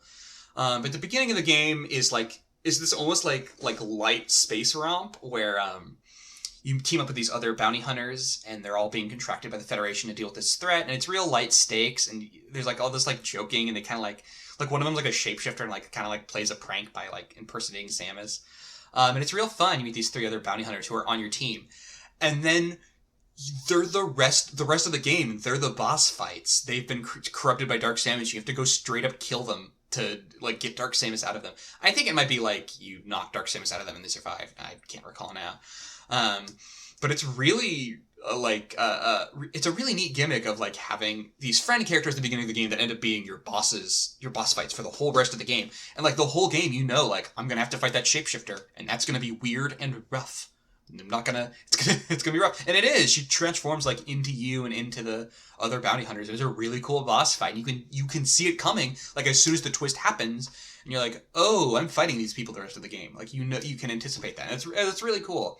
So that continues kind of Fusion's trend of really cool boss fights and foreshadowing them in clever ways. And it's really cool that through that, Dark Samus is your enemy. Every boss fight is you kind of are releasing her spirit or Phazon goop or whatever from the people you fight. It's kind of cool that you get to use Samus's ship at all, and that's how you transfer between the worlds, and you can like upgrade it as you go along. And you like get it. You can call in airstrikes which is a shame because you can't use it in a fight. You can't like summon your ship to help you. But there's certain big buildings you have to destroy to progress, and you call in your ship for an airstrike by like designating it. You can like upgrade how many airstrikes you can hold at a time. That's really cool to have the ship be upgraded at all. There's one of the big huge puzzles you have to solve is about giving your ship a like tractor beam so it can lift things, and like using it to calling it in to like lift these big objects and take them other places. And it's a little obtuse and it's a little like contrived, but it's also really fun that Samus has this iconic ship that looks like her own head, and to actually get to interact with it beyond it just being a save point at the start of the game is really cool. And I hope I wouldn't mind if that comes back for Metroid Prime 4. It's a little like in Arkham Knight how the Batmobile is kind of shoehorned in, much less so, but it's a similar energy where it's like this is the part where you use your vehicle to do a thing. Yeah, whatever. It's kind of cute. It's a little annoying to have to travel between 3 different biomes, or 3 different like planets or parts of the planet or whatever. But it's generally a really good, competent, fun Metroid Prime. I think the series translates really well to 3D first-person view, and this is no exception. The levels are real tight. They're a lot of fun to explore. There's a lot of fun upgrades. I like, even more so than a typical Metroid game, you will go back to like an area after you clear out one of these areas and do everything you can, and then go to this other area and clear out everything you can. And with all the upgrades you've gotten, there's all kinds of new stuff available. And I mean, that's just part of the formula, but it's especially prevalent because you have to go between these planets that are completely and totally separated from each other. So I really like that. I like this game in general. I think some of the motion controls are a little wonky. Also, I think there's like an escort section in this game with some like Federation soldiers that kind of sucks, but generally it's pretty good. I had forgotten until just now. The one thing I kind of don't like about this game is that part of your Phazon suit is that as you take or deal damage or something like that, you build up like Phazon meter. And when it's full, you can unleash this like ultimate attack where you shoot a bunch of laser beams. And it's, again, kind of contrived. I think you have to use it for puzzles sometimes, which is annoying, although I can't remember. That might be false. But it kind of makes some of the combat and boss fights trivial, because you just activate your ultimate laser beam, go Super Saiyan Goku, and just obliterate it. So the combat is, like, I think not as strong as some of the other games, because it leans so heavily into the gimmick of the Phazon meter and the super ultimate attack. But, I don't know. Also, I think it like either drains your health or fills your health or interacts with your health bar in some meaningful way. Also, this game has one of the coolest final sections of a Metroid game, where before you go, the final area is like the Phazon homeworld. You're going to defeat all Phazon forever. And at that point, it goes like straight up, this is the final mission, you're going to be done here. And also, all of the health extensions you've gotten up to this point, you're going to be stuck in Phazon mode, and if it runs out, you die. But all of your health bar extensions you've gotten to this point will extend your Phazon meter when you go into this world. Which is really cool to like get to the end of the game and straight up go like, hey, all the upgrades you got, they wouldn't have been useful for this section, so we're going to turn them into something useful and directly reward you for all the exploration and secret hunting you did up to this point. It's really cool. It always really sucks when you get to the end of an RPG or any game like this where you get upgrades and the final boss invalidates them or doesn't use them or you can't use all your upgrades. So I really like that they took the time and thought to like program that in and make it rewarding for all the time you spent doing it. I wished I had gone back and done more of them. Especially factoring that there's a whole optional dungeon full of health upgrades that you don't have to do, but if you do, it'll make the final boss a little easier and the whole final area. And, Metroid has a long history of making you do things on a time limit, and that's a really interesting way to incorporate the time limit while still incorporating the health upgrades. I like this game a lot. There's a lot of cool moments, a lot of cool worlds. I wish it was a little more interconnected, but really at this point, like every game on here, I'm really, really fond of. I'm just not quite as fond of this game as the next three on the list. So down to number 3, I feel like any way you slot these like top 3 games, somebody's bound to disagree with because it really is just splitting hairs at this point. But for me, I put number 3 at Super Metroid, which really is probably doing it a disservice. I think there's a lot of ways you can look at Super Metroid and say that it's the peak of the franchise, but this is the Super Nintendo one, mid-90s. This is, I think, where it really, this is peak Metroid. This is where it all kind of comes together. The game design, the atmosphere, the world. It really is almost a perfect video game. It's hard to say too much that's dunking on Super Metroid. Right off the bat, it establishes a kind of motif of opening with a self-contained little mission that tests you for everything you need to be good at. It gives you a little bit of platforming. It gives you an early boss fight against Ridley, who will show up again later. It introduces you to the Metroids and the world, and it's really dark. It opens on just straight up dead scientists, and the Metroid has escaped. And it's fairly gruesome for a Super Nintendo game, made by actually them. So it's got a real action-packed opening featuring iconic Metroid timed platforming, which seems to be a running theme throughout this series. And then it never gives you an outright tutorial, but it does such a good job of invisibly kind of teaching you and guiding you, especially, this is 1994, I think, in this era of games either not having any tutorials and then just teaching you nothing and expecting you to learn through trial and error, or you're supposed to look at the manual or whatever. This is a unique game in that you can really just pick up and play this almost anyone and just get what you need to know and play it and intuitively figure it out, because it is designed so well, and it is designed in a way that makes you feel intelligent for just playing the game and following its kind of invisible breadcrumbs, even though it's not necessarily that the player has to be super smart, but it is so clever in the way that it does that. So, peak things that are unmatched about this game is this is the most non-linear, the most open, the most sequence breakable of all the Metroid games. You can fight the 4 bosses, I think, in any order, and I think they have like a special speedrun category for doing them in the opposite order that you're supposed to do. That's definitely, I don't think, possible in any of the other Metroids. So this is the one with maybe the most replay value and ability to like break it open and get to areas you shouldn't be, and that's part of the fun of Metroid. And I do wish that as they made the modern ones, they had more of an emphasis on that kind of sandbox gameplay and really allowing the player to like stretch the limits. And you see this show up, and all the Metroids have ways in which you can mess with the intended order of items and bosses, but this really excels at that. So for the kind of long-term, 20 years later kind of community and gameplay, it really excels at that, and there's none of the other ones can compare in that regard. However, it is still a little dated, and especially later on in the game, it gets a little confusing, and there's some puzzles that I just was never going to figure out and that I had to look up.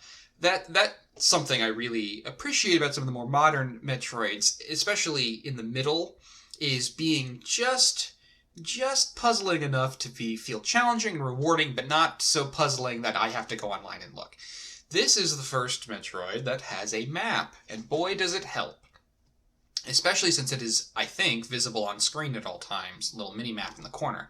Huge, one small thing that really just completes the formula and makes it, I would say, playable without the need of external resources. So that's huge. Obviously, kind of like on my Kingdom Hearts list, where I ranked Kingdom Hearts 2 as the number 2 game instead of the number 1, but really kind of deserves to be number 1. This game deserves number 1 and praise and lauding and whatever, because it is the most kind of revolutionary and innovative, and it just nails the formula. Just nails it. So I think this is possibly the biggest achievement of any of the Metroids, and it's great, and it's one of the few ones where this was, I think, the first one I played of my recent playing through of all of them. And when I got to the end, I just went and played it again and had a ton of fun, even on the second time through, because it's so rewarding. I love that in this game, you can wall jump just right off from the start of the game if you know how. It's a little tricky, but if you know how to wall jump, you can just do it. And the game will eventually, you'll need to, and the little creatures on the planet will kind of show you how. And you'll learn it intuitively, but then on your next playthrough, next time you boot up the game or whatever, you don't need to visit anywhere to do it. You can just start jumping up walls as soon as you can. You can get to secret areas that way. It's so cool. It's so much fun. I really love that one small detail. And this game is full of kinds of small details.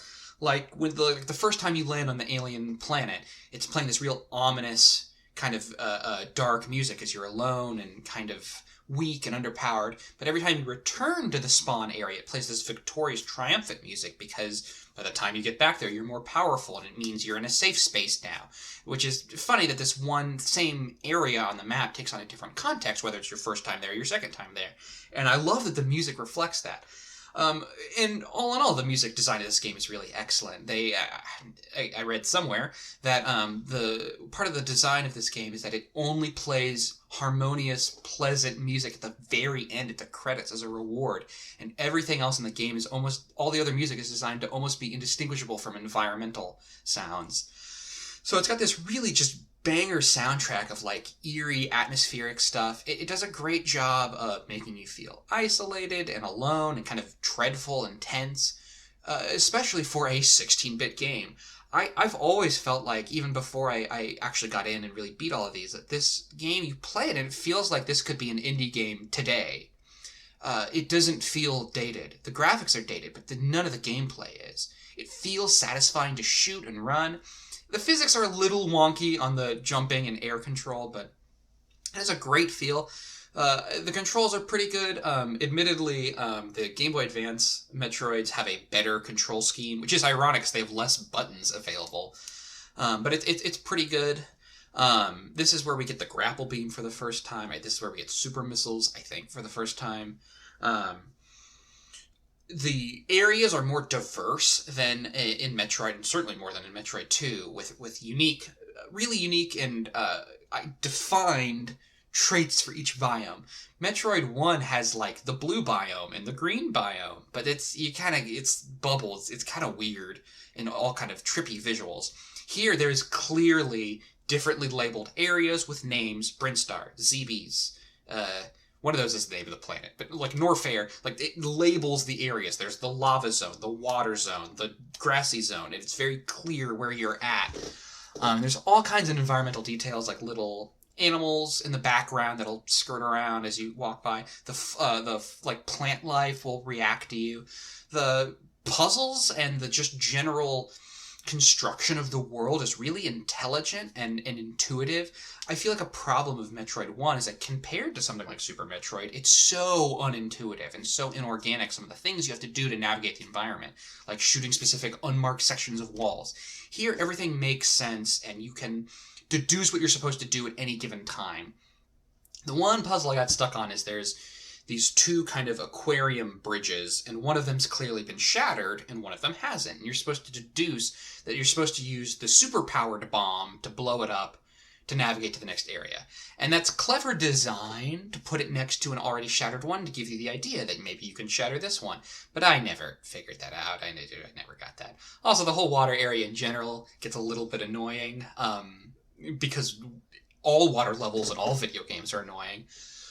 But I will say in Metroid, water levels have the unique privilege of being a obstacle that sucks that you then get an upgrade that lets you overcome. And it is so satisfying to go back through a water level in a Metroid game, especially Super Metroid, where you just had this slog and slow jumping and slow movement, and then you finally get the special suit, and then you go back through it and you just cut through it like butter.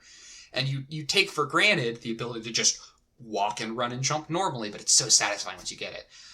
This one, so many of the iconic aspects, upgrades, suits, everything about Metroid is just Super Metroid, really. It's like when you, that joke that like all books written are just remixes of the dictionary. Super Metroid's the dictionary. Like, even though it's not number one on the list, none of these other things could exist without this. It is the real, just perfection of the formula. Like, for example, the speed boost upgrade is in this game, which is so satisfying to use, where you run long enough, you start to run faster and faster and faster, and then you can eventually turn that momentum into a just infinite jump in one direction once. So satisfying to use. More bosses, more areas, more everything than the previous games. It really is like, this is almost, I'd argue, like, not just like the first Metroid that really hits it big and gets the formula and whatever, but like this is almost one of the first like video games that hits this je ne sais quoi, that like really feels like this self-contained, real adventure, start to finish, intuitive, organic, holds up today. Like it I can't quite put my finger on it, but it's the first ever something. You could almost argue this is the Metroidvania. I mean, obviously, Castlevania Symphony of the Night is the other half of that portmanteau, but like this really is like the blueprint for all Metroidvanias, not just Metroids. And really, Symphony of the Night is just a medieval version of this game with some RPG elements, or almost like a crossover between this and the kind of classic Castlevania formula. So Super Metroid's great. It holds up really well. There's not a lot of Super Nintendo games I can still sit around and play. Obviously Super Mario World, Super Mario World 2, Mario Kart, but especially non-Nintendo things. I've gone through and played a good chunks of the Super Nintendo library, just booting up and seeing what they're like, and they're not usually Super Metroid. We kind of take for granted that, like, oh yeah, like you can look at this game from 1994 and like, wow, this one's pretty good and still holds up. I guess they still made good video games back then. But like, most of the stuff being released on the Super Nintendo does not still feel like this today. Not to say that this is the only gem in there, but it is amazing how well it holds up for a game from that time. And seeing stuff like Super Metroid makes me kind of sad that there's not more games like this, that there wasn't a Nintendo 64 Metroid, that there was no 2D Metroid on GameCube or Wii U, and that the only one on Wii sucked. Like, there wasn't a real console Metroid after Super Metroid. That's besides Metroid Prime, which is Metroid Prime trilogy is fantastic, but it's a different kind of type of thing. So it really is. I think this is the high point. I think this isn't a bad one to introduce to somebody as their first ever Metroid, but I would start with one of the newer ones because I think they're just easier to get into. But this is the first one I played, and it really hooked me on the whole franchise, so I can't say it's too ineffective at doing that. I think there was just a couple sections I had to look up guides or had to look up where I'm supposed to go or I'm supposed to do. A couple puzzles didn't make a ton of sense. But it's fantastic. There's a reason people laud this game so much. I think it's maybe just a little tiny bit overrated, just like the slightest, tiniest fleck, because if you go on the Metroid subreddit, everybody's always like, oh, Super Metroid, greatest. And that's right, and I think it deserves that. It's interesting to think that this game would be the next one eligible for a remake, but that almost seems crass, like when it's already, like half the point of the remakes of Metroid 1 and 2 is to bring them more in line with Super Metroid, and then also to graphically update them. So, I don't know, you could just make a graphical update of this game, give it a hand-drawn art style, one of those, like Wonder Boy remakes where you can switch between the hand-drawn and the original pixelated graphics at any time, because you do not need to update the gameplay of this game. Maybe add a hint system or something for kids, but it's pretty great. Golly, I don't know if there's anything else to really say about Super Metroid. It's pretty good. I almost feel kind of guilty not putting it higher on the list, because I know it's kind of like the obvious one to put at the top of the list. So I almost feel like some kind of smarmy hot take contrarian not putting it at the top. But I really liked it and I played it twice. So that's already pretty high praise. So number 2, which will reveal number 1, but number 2 is Metroid Zero Mission. This is the Game Boy Advance remake of the first game. I just really like this game because it is short, it is tight, it is user-friendly, it is intuitive, and it improves everything about the original game and makes it into the perfect Metroid. Asterisk. I like this game because it is so...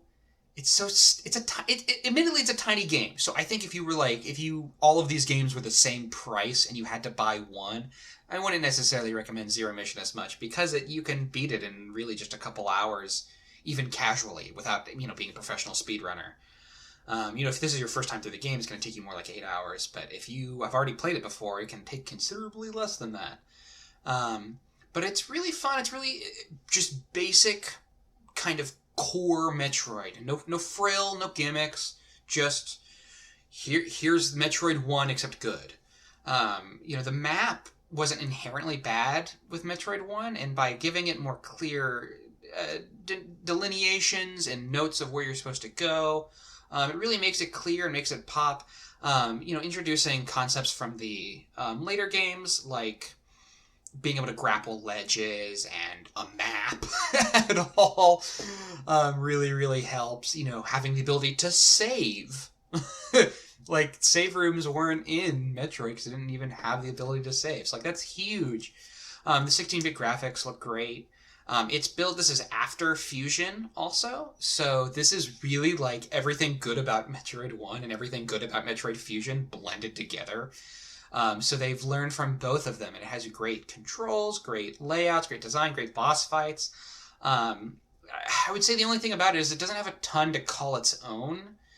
It doesn't, Samus Returns is a remake, but it has a melee mechanic and the abilities, and it really expands on the original and makes its own kind of thing going on, and it kind of has its own identity. This doesn't really, it kind of just feels almost like Metroid Soup. So that's kind of the meanest thing I can say about it. Also, the meanest thing I can say about it is that it has a tacked-on stealth sequence at the end that is a little bit miserable. It's just kind of frustrating to, beat the final boss of Metroid and then go, hey, there's more game. What if you were Zero Suit Samus and didn't have all the upgrades you just got, and you had to sneak around and you completely lost the ability to kill anybody for, an hour or two, depending on how good you are and how fast you go and whatever. So that's a little frustrating to be like, good job, you beat Mother Brain, now sneak around and get punished if you don't sneak around good enough. But it's then really cool and satisfying to get your gear back. Plus, you had up to this point been gathering mystery gear that didn't seem to do much. That's now revealed to be all the gear added in Super Metroid, basically. Like the gravity suit and the super... Not that, well, you already had super missiles. Like one of the beam types. So to finally get your suit back, and then some, and be able to just destroy these space pirates you've been having to stealthily hide from for like an hour, and just crush them, is so satisfying. That is a really fun moment when you first get the suit back. And it adds in some fun flavor text and lore with kind of communing with the Chozo and reflecting on how you were kind of raised by them as a child to get your suit back is really cool. And it adds a boss fight with a robot Ridley, I think, which is fun, kind of neat. And then yet another timed platforming section, because they love that. So overall, I think the tacked on ending is kind of a mixed success, but the base main game itself is just so great, and it looks so good, and it's got the remastered music is so fun. The music in Metroid 1 is, now iconic, but some of the tracks are kind of dinky and sparse. And to hear them spruced up in the Game Boy Advance's sound chip is really, really fun, and they really went buck wild with like the Torian theme, I think, the one of the later zones that had a particularly weird ambiance. So it's a lot of fun. This is maybe the one I recommend the most to new players because it's really easy to get into. It makes it really clear what you're supposed to do and where you're supposed to go, while also leaving room to find secrets and explore and totally reject its suggested paths or do whatever you want. I think it's a good balance of sandbox and linear hand-holding that sometimes I feel like Super Metroid could use just the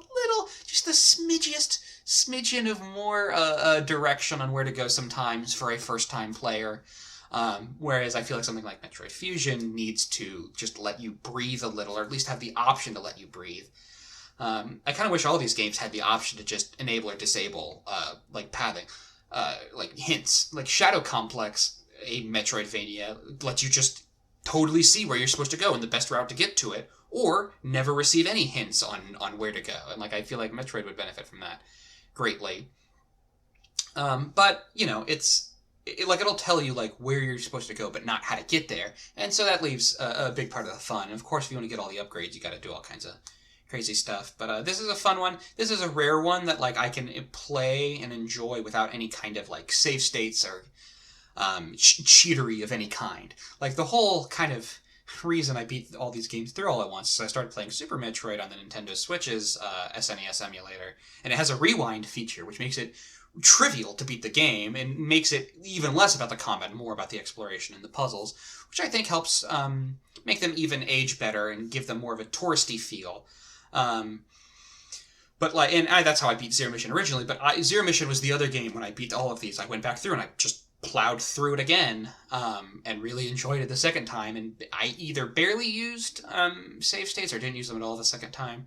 And I think that's a testament to how fun the game is and how organic it is. Is that you don't really. This is a rare one where I think you could play without any kind of cheating or save states, which I think frequently are needed to bring retro games more in line with the kind of pacing and attention spans of modern young people like myself who don't want to spend months and months slaving away and trying to figure out a retro game.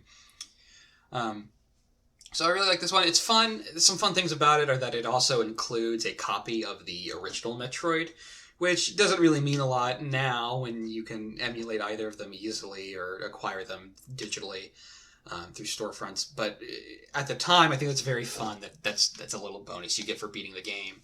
I do wish the game had hard mode unlocked from the start, but I do appreciate that it has an easy mode from the start. I think more of the Metroid games should have that for newcomers or whatever. It's not necessarily for me, but I really appreciate that they have that because it makes it easier to get other people into it or to have people who are less hardcore playing them, especially because the atmosphere and the ambiance and the world and the narrative and the exploration is such a big part of it that I think it's really a shame to let the combat get in the way of that for people who are less familiar with that.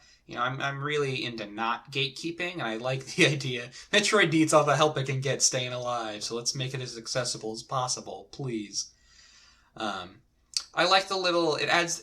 This is a tiny detail, but it adds just little tiny cutscenes here and there, like where you'll see Ridley landing his ship on the planet, kind of foreshadowing his appearance as a boss. You get little snippets of Samus's eyes poking out through the visor to, I guess, to let you know she's a woman, because how else would you know on a little tiny Game Boy Advance screen? I never had this one as a kid. I don't think I quite understood what it was. It's kind of a weird title that's a remake of the NES game on a SNES equivalent hardware.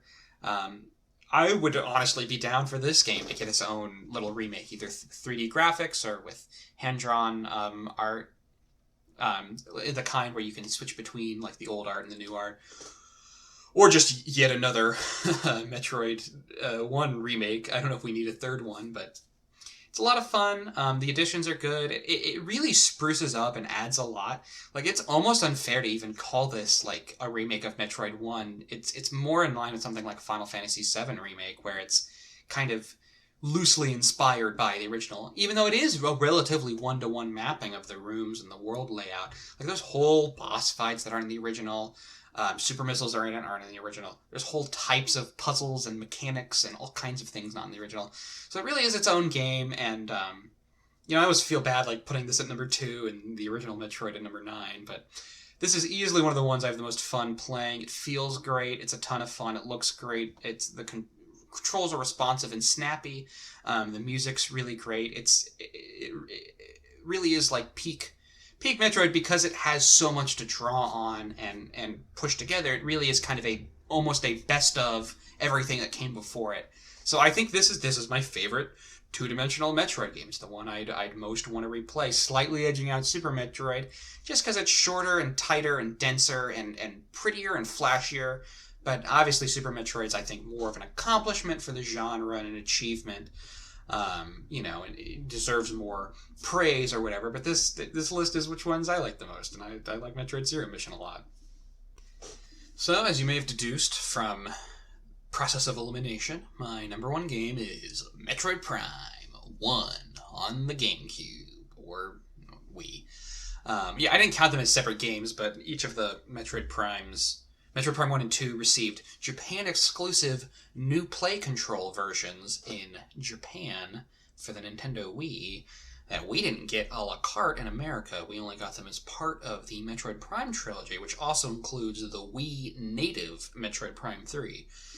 And arguably the controls are so different, it's almost like its own different game, but everything else is exactly identical. So when I say Metroid Prime, I mean the Wii version. It's included Metroid Prime Trilogy because the controls are so much superior. But I mean kind of the concept of Metroid Prime, the game, the platonic form of the game as it exists across all kind of minds and experiences. So, like, I'd probably have it lower on the list if only the GameCube version existed, because the clunky controls are a legitimate knock against the game compared to some of the 2D Metroids.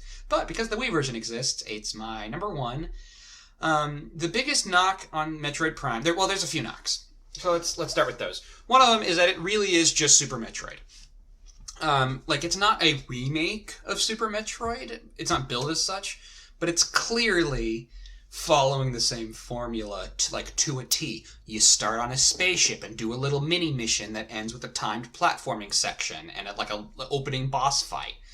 Then you land on a planet and your ship is your save point. You're in like a grassy area and you have to go into one of several different biomes. One of them's a lava biome, and even the music is the same across the lava sections of these two games. Technically, Metroid Prime has a snowy area, and I don't think Super Metroid has a snowy area, but they both have water levels, and then you get the gravity suit, and then you can jump through the water fine. There's a lot of similarities between these two games. So clearly they're following the same formula long-term design-wise of having these biomes and having them interconnect, having a hub on the surface, but then you don't necessarily have to go through it. I think compared to Super Metroid, I think Metroid Prime has more biomes and has more rigid kind of passageways between them. I guess Super Metroid has the elevators. Metroid Prime has elevators. But it is so innovative, I think, to have it in 3D, and it makes it so more immersive. I mean, obviously, like, nobody was looking at Super Metroid and going, "Oh God, if only this was in first person, it would really be perfect." But that's kind of how I feel. I feel like having it in first person really makes you feel like you're in the world, and like you are the one getting to know the environment and the routes and the enemy patterns.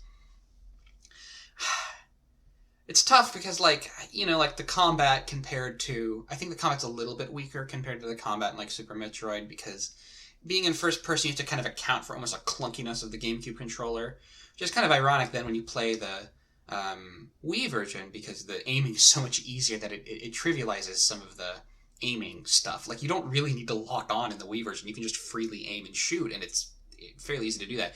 What's funny is by the time you get to Metroid Prime 3, there's a whole boss where you have to lock on to him and then shoot somewhere you're not locked onto, which would literally be impossible in the GameCube version. But then you get to play them with the expanded controls, but then it's not made any more difficult to compensate for that. But this game's a ton of fun. I really like, I think this is one of the few Metroid games where the objective is not point A, point B, and then getting a bunch of upgrades along the way. It kind of is, but there are these 12 Chozo artifacts you have to get, and you get little riddles on where they might be hidden. And that gets a little bit frustrating on a couple of them, and I'll admit I had to Google like what a couple of these cryptic riddles meant. But I like that you kind of go through this and you get these upgrades, but you don't really have a clear set destination from the start. And then even by the time you get to the end game, to get to the final boss, you gotta go through all the different areas now with your full cadre of upgrades and hunt down these little riddles, like looking below the bridge where the ice meets the lava or whatever. And again, it's some of those are like really difficult, but it's a really fun context for the end to get to flex all your upgrades by revisiting all the areas. And then the final boss itself against Omega Ridley is really fun. Oh, I didn't mention that in Metroid Prime 3, I really like the Ridley fight where you're falling down an infinite corridor and shooting him in the mouth in first person, like wrestling back and forth. There's so many Ridley fights. Almost each of these games has at least one. Zero Mission is, I think, uniquely has 2 separate Ridley fights because you fight him and his robot. In any case, boss fights are a ton of fun in this. Oh, the final boss, of course, of this game is Metroid Prime herself, or itself, which is a pretty fun fight. You get to use all your different upgrades. This one, I like that this game has different beams that you can switch between at any time. Usually in these Metroid games, you can either toggle them in the menu, but you generally or they're additive, and you get the ice beam, and now your shots freeze. You get the wave beam, and now your shots go through walls. You get the spread beam, and now it shoots 3 instead of 1. And you either add on to each other, or they're so much better than the last one that they just replace it. This is one of the Metroid Prime, I think, unlike any of the other ones, or any of the 2D games, has different beam types that you actually switch between. I take it back, same as Returns, you switch through beam types. You can switch off and on of freeze shot, which is kind of frustrating because it makes freeze shot in that game a real trade-off because it doesn't kill people, and so you can't just leave it on all the time. But here, off the top of my head, there's like a fire shot and an electric shot and an ice shot and a normal shot, or something like that. And you switch between them with the D-pad or whatever. And it's kind of fun. The little symbols for them are like little hand symbols, and you can if you have like the X-ray vision turned on, you can see Sam is actually making the hand symbols in her gun arm. And speaking of, that's another fun thing about Metroid Prime is unique visors. You get different, you unlock different like little filters for your visor that let you see different kinds of things, like revealing invisible enemies or seeing through walls.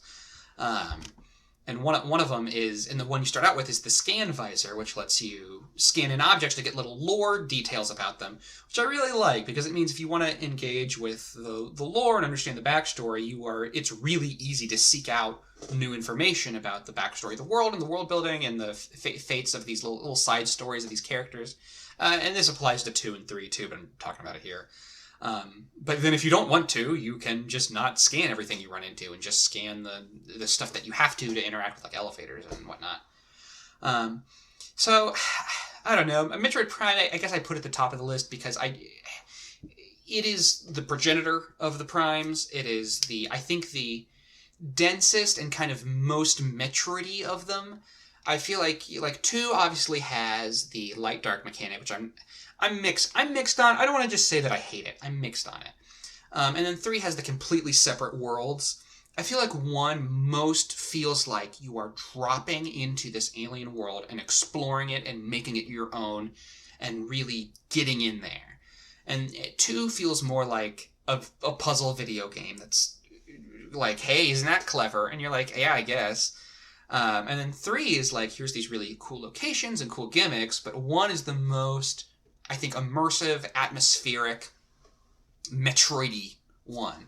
And again, that is because it's not really trying to do anything except be Super Metroid. It's got a real interesting development where it's made by Retro Studios, who went on to make Donkey Kong Country Returns and Tropical Freeze. But they totally had to make this under budget ahead of schedule, and it still turned out this well. And it was a total gamble because nobody believed Metroid could work as a first-person shooter. I mean, for all the grief we give Federation Force, and rightly so, nobody believed at the time that this was going to be good, because it's an insane concept. I do actually kind of appreciate that they just skipped the Nintendo 64 and were like, we couldn't figure out how to make it work on there, so we're just going to wait till we have the technology to make it. Although they could have just made a Symphony of the Night style sprite art plus kind of game, whatever. Metroid Prime is great. I like it. Another problem with it is that it does get to be kind of a slog towards the end, where they're like, okay, now that the world's getting bigger and bigger and you've explored more and more of this world, go backtrack all the way over there. And you're like, oh god, I gotta go into the thing, go to the hub world, and go to the... Blah, blah, blah, blah. It gets so that kind of sucks. And the last section, the last biome of the game is the Phazon biome, and there's tons of space pirates, and there's so much hard combat you have to do there. Not even hard, but tedious combat, where it's oh my god, I'm backtracking through this area for the 100th time, and I have to fight all these high level enemies, and you never get to crush them. The opening enemies are tough. When you find them unupgraded, you're like, oh wow, beetles, and then by the time you got super duper beams, you're like, haha, I crushed the enemies in the first area. But you never get that with the last area. They're a struggle, or at least require your full attention, even later on. You do have to go through that area over and over and over. And that gets to be kind of annoying, so I get that. Definitely the first half of the game is more appealing than the second half, I guess you could say. But there's just the kind of feeling and the music beat and the story moment of descending onto the alien planet for the very first time, the camera zooming in and panning, and the iconic Metroid music playing. It's just so fun. I love the theme music. I love all the music in this game. I love the zones. I don't know. I just think it's the most charming and kind of what I'm looking for from this series. I'm looking to feel like a fun explorer on a planet. I'm not looking for the one with the most combat, I'm not really looking, but it's a tough balance of pigeonholing the player into these story beats, or letting them freely explore but then not having any context for anything that happens. And I feel like this is a good balance of them. When you find the boss fights, those are kind of the big moments, but there's a lot of different ways to get there. I really like all the areas. I like the upgrades. I really like the morph ball in this game, the kind of cleverness of it going into third person when you go into the morph ball. I have to admit that part of the appeal to me for Metroid Prime is that when I was a kid, the game had a certain mystique to it.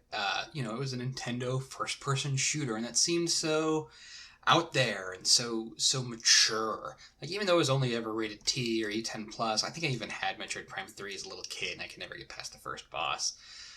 It just felt like it was from a different dimension or something. It kind of gives me those kind of early 2000s feels, and so that's... obviously that's not very objective, but that's part of the appeal of Metroid Prime for me, is I play it and I think, this is this thing I saw as a kid, but couldn't have, or just never ended up getting around to, or whatever.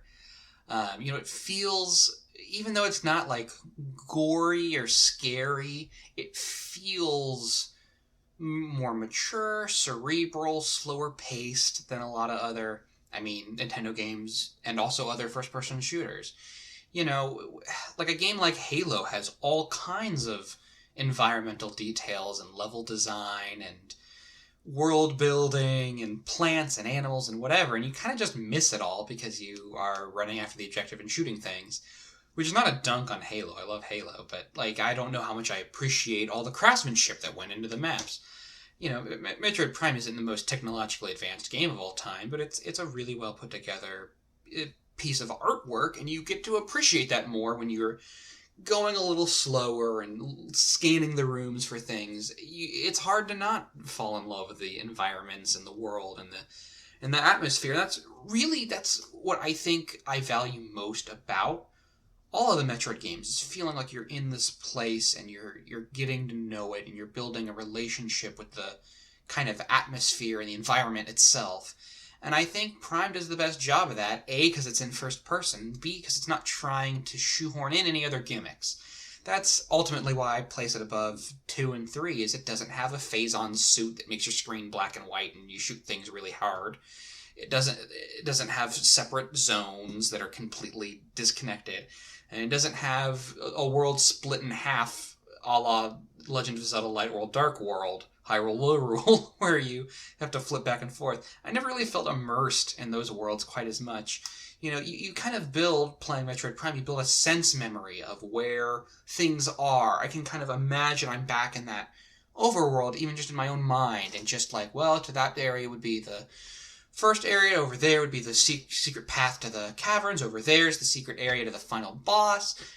And, I can't retrace all my steps in the entire game, but you can kind of, you build a sense of where these things are and how they fit together physically that I think is missing from 2 with the portal back and forth between the Light World, Dark World, and missing from 3 with having entirely discrete zones. And even the 2D games, I think, can't quite have it be that interconnected because they're two-dimensional.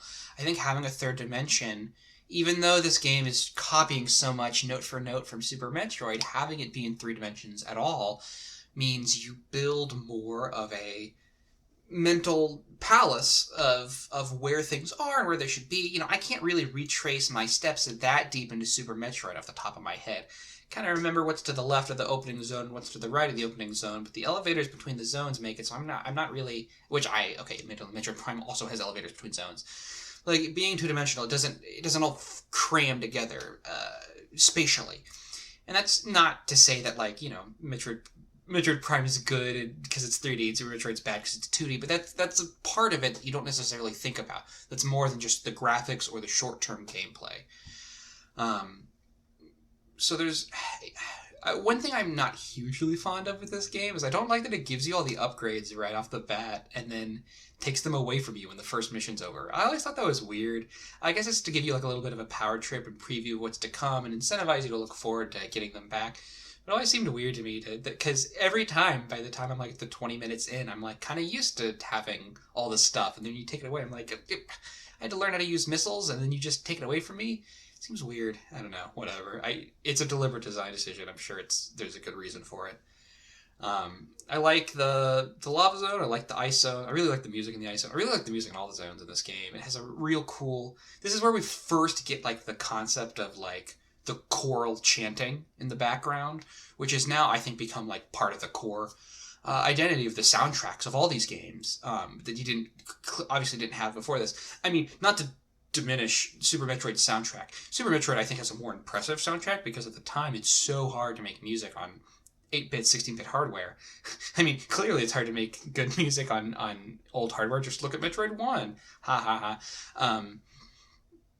I think Super Metroid is a real accomplishment of how it blends the kind of gameplay sounds and music of it and has music at all that's really good on older hardware. I think is really rare, and it's easy especially as if you were a Nintendo fan type person to look back and go, wow, 8-bit and 16-bit games have great music. And it's well, no, they didn't. They had terrible music, and Koji Kondo was about the only human alive who could figure out how to do it. Him and a handful of others, and one of them being, I don't think he did the Metroid music, but I think he just did the Mario and the Zelda primarily. But in any case, it is a particular accomplishment of Super Metroid to have accomplished that good of a soundtrack on that limited of hardware.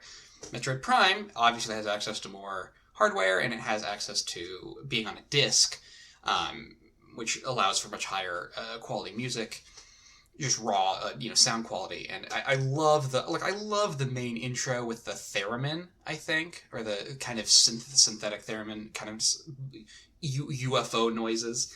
And I love the chanting. That's part of it for me. That the appeal of this game is just that it's finally high enough definition and good enough graphics technology to make it feel like I am in the zone, and I'm getting that kind of Metroid energy when I'm in there and I'm looking at the graphics and I'm hearing the soundtrack. And I love the choral chanting. Really just sells me that like this is, you know, the Chozo or this ancient thing. I always imagine it's like a Greek chorus of Chozo bird people that are doing the chanting, like almost like they're silently watching Metroid Samus. And kind of cheering her on and kind of like she is the kind of legacy of this ancient civilization. And I don't know how true that is to the lore or whatever, but that's what I like to imagine when I hear it. It makes me feel just real jazzed.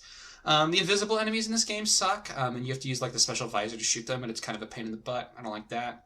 But generally, it feels a lot more like novel and I don't know, fun to backtrack through these areas when it is in first person. You're in there and you're in the suit. They do a great job with the visor effects, and like making it feel like you're looking through Samus's visor and the weightiness of the HUD as you move around. There's so much attention to detail in this game. All these games have incredible attention to detail. Super Metroid, again, especially for being a Super Nintendo game, the attention to detail on the environments and the enemies. But the attention to detail here is just astounding. It's great. And it really, it's starting to get to be a pretty old game. I mean, it's around 20 years old now, and it still holds up really well. And I do think it's the best of the Metroid Primes because it's the purest and the most kind of simple and straightforward. It's not trying to be more than just a 3D version of Super Metroid. You know, it also has a lot of really inventive boss fights. I mean, they all do. All these games have a lot of boss fights. I don't even know if I can really compare the boss fights of these games with one another because they're all really innovative and make good use of the tools at your disposal, and they're a big part of games. But it really is the environments, I feel like, more so than Samus herself, more than the enemies, more than the bosses. The environments are the most important part, and Metroid Prime 1 straight up has my favorite environments of the series, my favorite puzzles, and the vibe it's going for is the one I like the most. I really like how simple it is. There is almost no attempt to have a plot in this game at all, other than just there are space pirates, I guess, and Chozo exist. I mean, you start to learn more about there's all kinds of world building and lore hidden in the scan visor entries. And you start to learn about what the fate of this planet was, and, you know, you face off against, of course, Metroid Prime. But, like, Metroid Prime 2 and 3 have straight-up cutscenes with dialogue, and they still don't have Samus speaking. But it's a far cry from the kind of just sheer... It's almost like Half-Life, this game, Half-Life 1 or Half-Life 2, where everything you need to know is cutscene at the beginning or cutscene at the end. Of course, those games have more NPCs talking at you through the game. There's not really any of that here. But it's I don't know. It's a simple kind of down to earth game, and it's my favorite one. Even if I don't know if I would say that this is the objectively best one. It's the one that I enjoy playing the most, and I almost just want to live in it. I shudder to think what would happen if this game never got a Wii motion control release, but so yeah, Metroid Prime, not exactly a hot take. Metroid Prime's pretty beloved. I'm not exactly asserting an unpopular opinion by putting it at the top, but I do recognize that it has faults, and that really I would have liked for it to get a sequel or a remake or something that is more in line with its original vision, but fixing a lot of the flaws. You know, I would love it if Metroid Prime 4 had an emphasis on non-linear exploration without cramming in gimmicks, without whatever. And again, I say cramming in gimmicks as if Metroid Prime 2 and 3 are these terrible games. They're not terrible. They're amazing. They're all amazing games. They're all... And it's remarkable that Metroid Prime 1 and 2 are still some of the highest rated games on Metacritic. I think is incredible, given that they're the only first-person shooters ever first-party produced by Nintendo. I guess they're made by Retro, so that doesn't mean they're... I don't know how that works with counting as first party or second party, but that's fascinating that Nintendo is such a limited foray into the first person shooter business, and the two of the ones they ever made are two of the highest rated games of all time. These kind of cracks me up. So yeah, none of these games are bad, even all the way down to Federation Federation Force is a 6 out of 10 game. And Pinball and Hunters are 7s out of 10, and then everything else on here is amazing, just possibly dated. Except Other M is maybe more like a 7 out of 10 game. So it's hard to draw this list, and I think if you ask me tomorrow, if you ask me yesterday, the list might look different. Because it is hard to pick. But I'm pretty confident though that Super Metroid, Zero Mission, and Metroid Prime are my top 3, and I think you'd be hard pressed to ever get me to admit any other ordering. Within the rest of the list, though, like Fusion, Prime 2, Prime 3, Fusion, Samus Returns, that could really be up for debate. I might place Other M more like the bottom of the list, depending on whether I've actually played it that day or not. I'm sure if I just came off of a hot nonsense cutscene from it, I would have ranked it lower on the list. It's sometimes sub-pinball. Yeah, that's the real metric, is whether you're above or below Metroid Prime Pinball. Which, again, I don't hate my time with, but... Yeah, obviously the real winner is Metroid Prime Trilogy as a video game, is the, like, secret first place, highest, greatest video game ever made, because it's 3 of these in one, but that's not how it works. It's a compilation game. Like, doesn't count. It's like saying every artist's greatest album is their greatest hits album. Like, it's not how that works. That's cheating. I do still need to play AM2R sometime. I also need to sometime try to play some of the ROM hacks of Super Metroid or Future Zero Mission, especially the randomizers. I always see that on the speedruns, and that seems like fun, although I'd probably get stuck and not know where to go because I'm not as good with the advanced techniques. Of course, all these games are real popular with speedrunners, or at least the better ones are. But yeah, so looking forward, I am looking forward to Metroid Dread, and I am looking forward to Metroid Prime 4.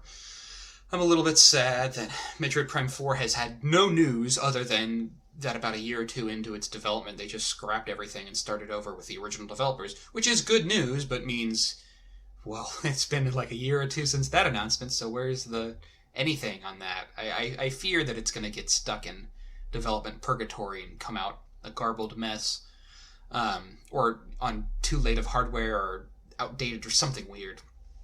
But Dread being so close to release now is really promising, and hopefully it's good. Like, they've already made Samus Returns, and that was pretty good. So if it's just that but better, then that's going to be pretty amazing. I fear it's going to be too short or not enough or sell not well. Ironically, I'm worried it's not going to sell well enough to continue the franchise immediately. But then also, I'm not going to go pre-order it because I don't know if it's going to be worth $60.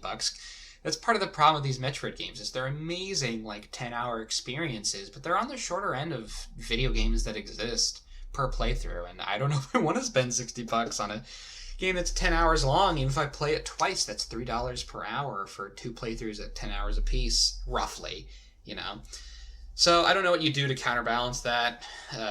Well, you could try including a competitive ball-based mode, but apparently people don't like that, and certainly I didn't. I would like to see more attempts made at having compelling Metroid multiplayers. Although, to be fair, like, the Metroidvania genre at large doesn't succeed from having any kind of multiplayer. Hollow Knight doesn't have multiplayer. That'd be bizarre. Shovel Knight has its kind of 2-player mode, which is obviously not a Metroidvania, but is a Mega Man-like, which is kind of an adjacent genre. I would like to see some attempt made at all to have co-op Metroidvanias. I'm sure those exist in indie games, but none of the ones I've played have had those, which admittedly I have limited experience with Metroidvanias outside of the actual Metroid and Castlevania series themselves, and stuff like Hollow Knight. Yeah, that's the way to do it, though, is to license out the Metroid franchise to some indie dev, let them take a crack at it. I'd love to see WayForward make a Metroid game in their signature style, their 2D kind of anime aesthetic. At more of a budget price point, with kind of more of a budget design. That would be so neat. It'd be so neat to see. I don't think we're going to get that. That's easy to say, though. Like, oh, and then why don't we make Platinum Games make Metroid Prime? And why don't we, like, okay, whatever. Like, you can't just throw out your favorite studios and your favorite series and be like, wouldn't that work? Like, that's okay. Yeah, cool take. Yeah. So, thesis statement is, I really like Metroid.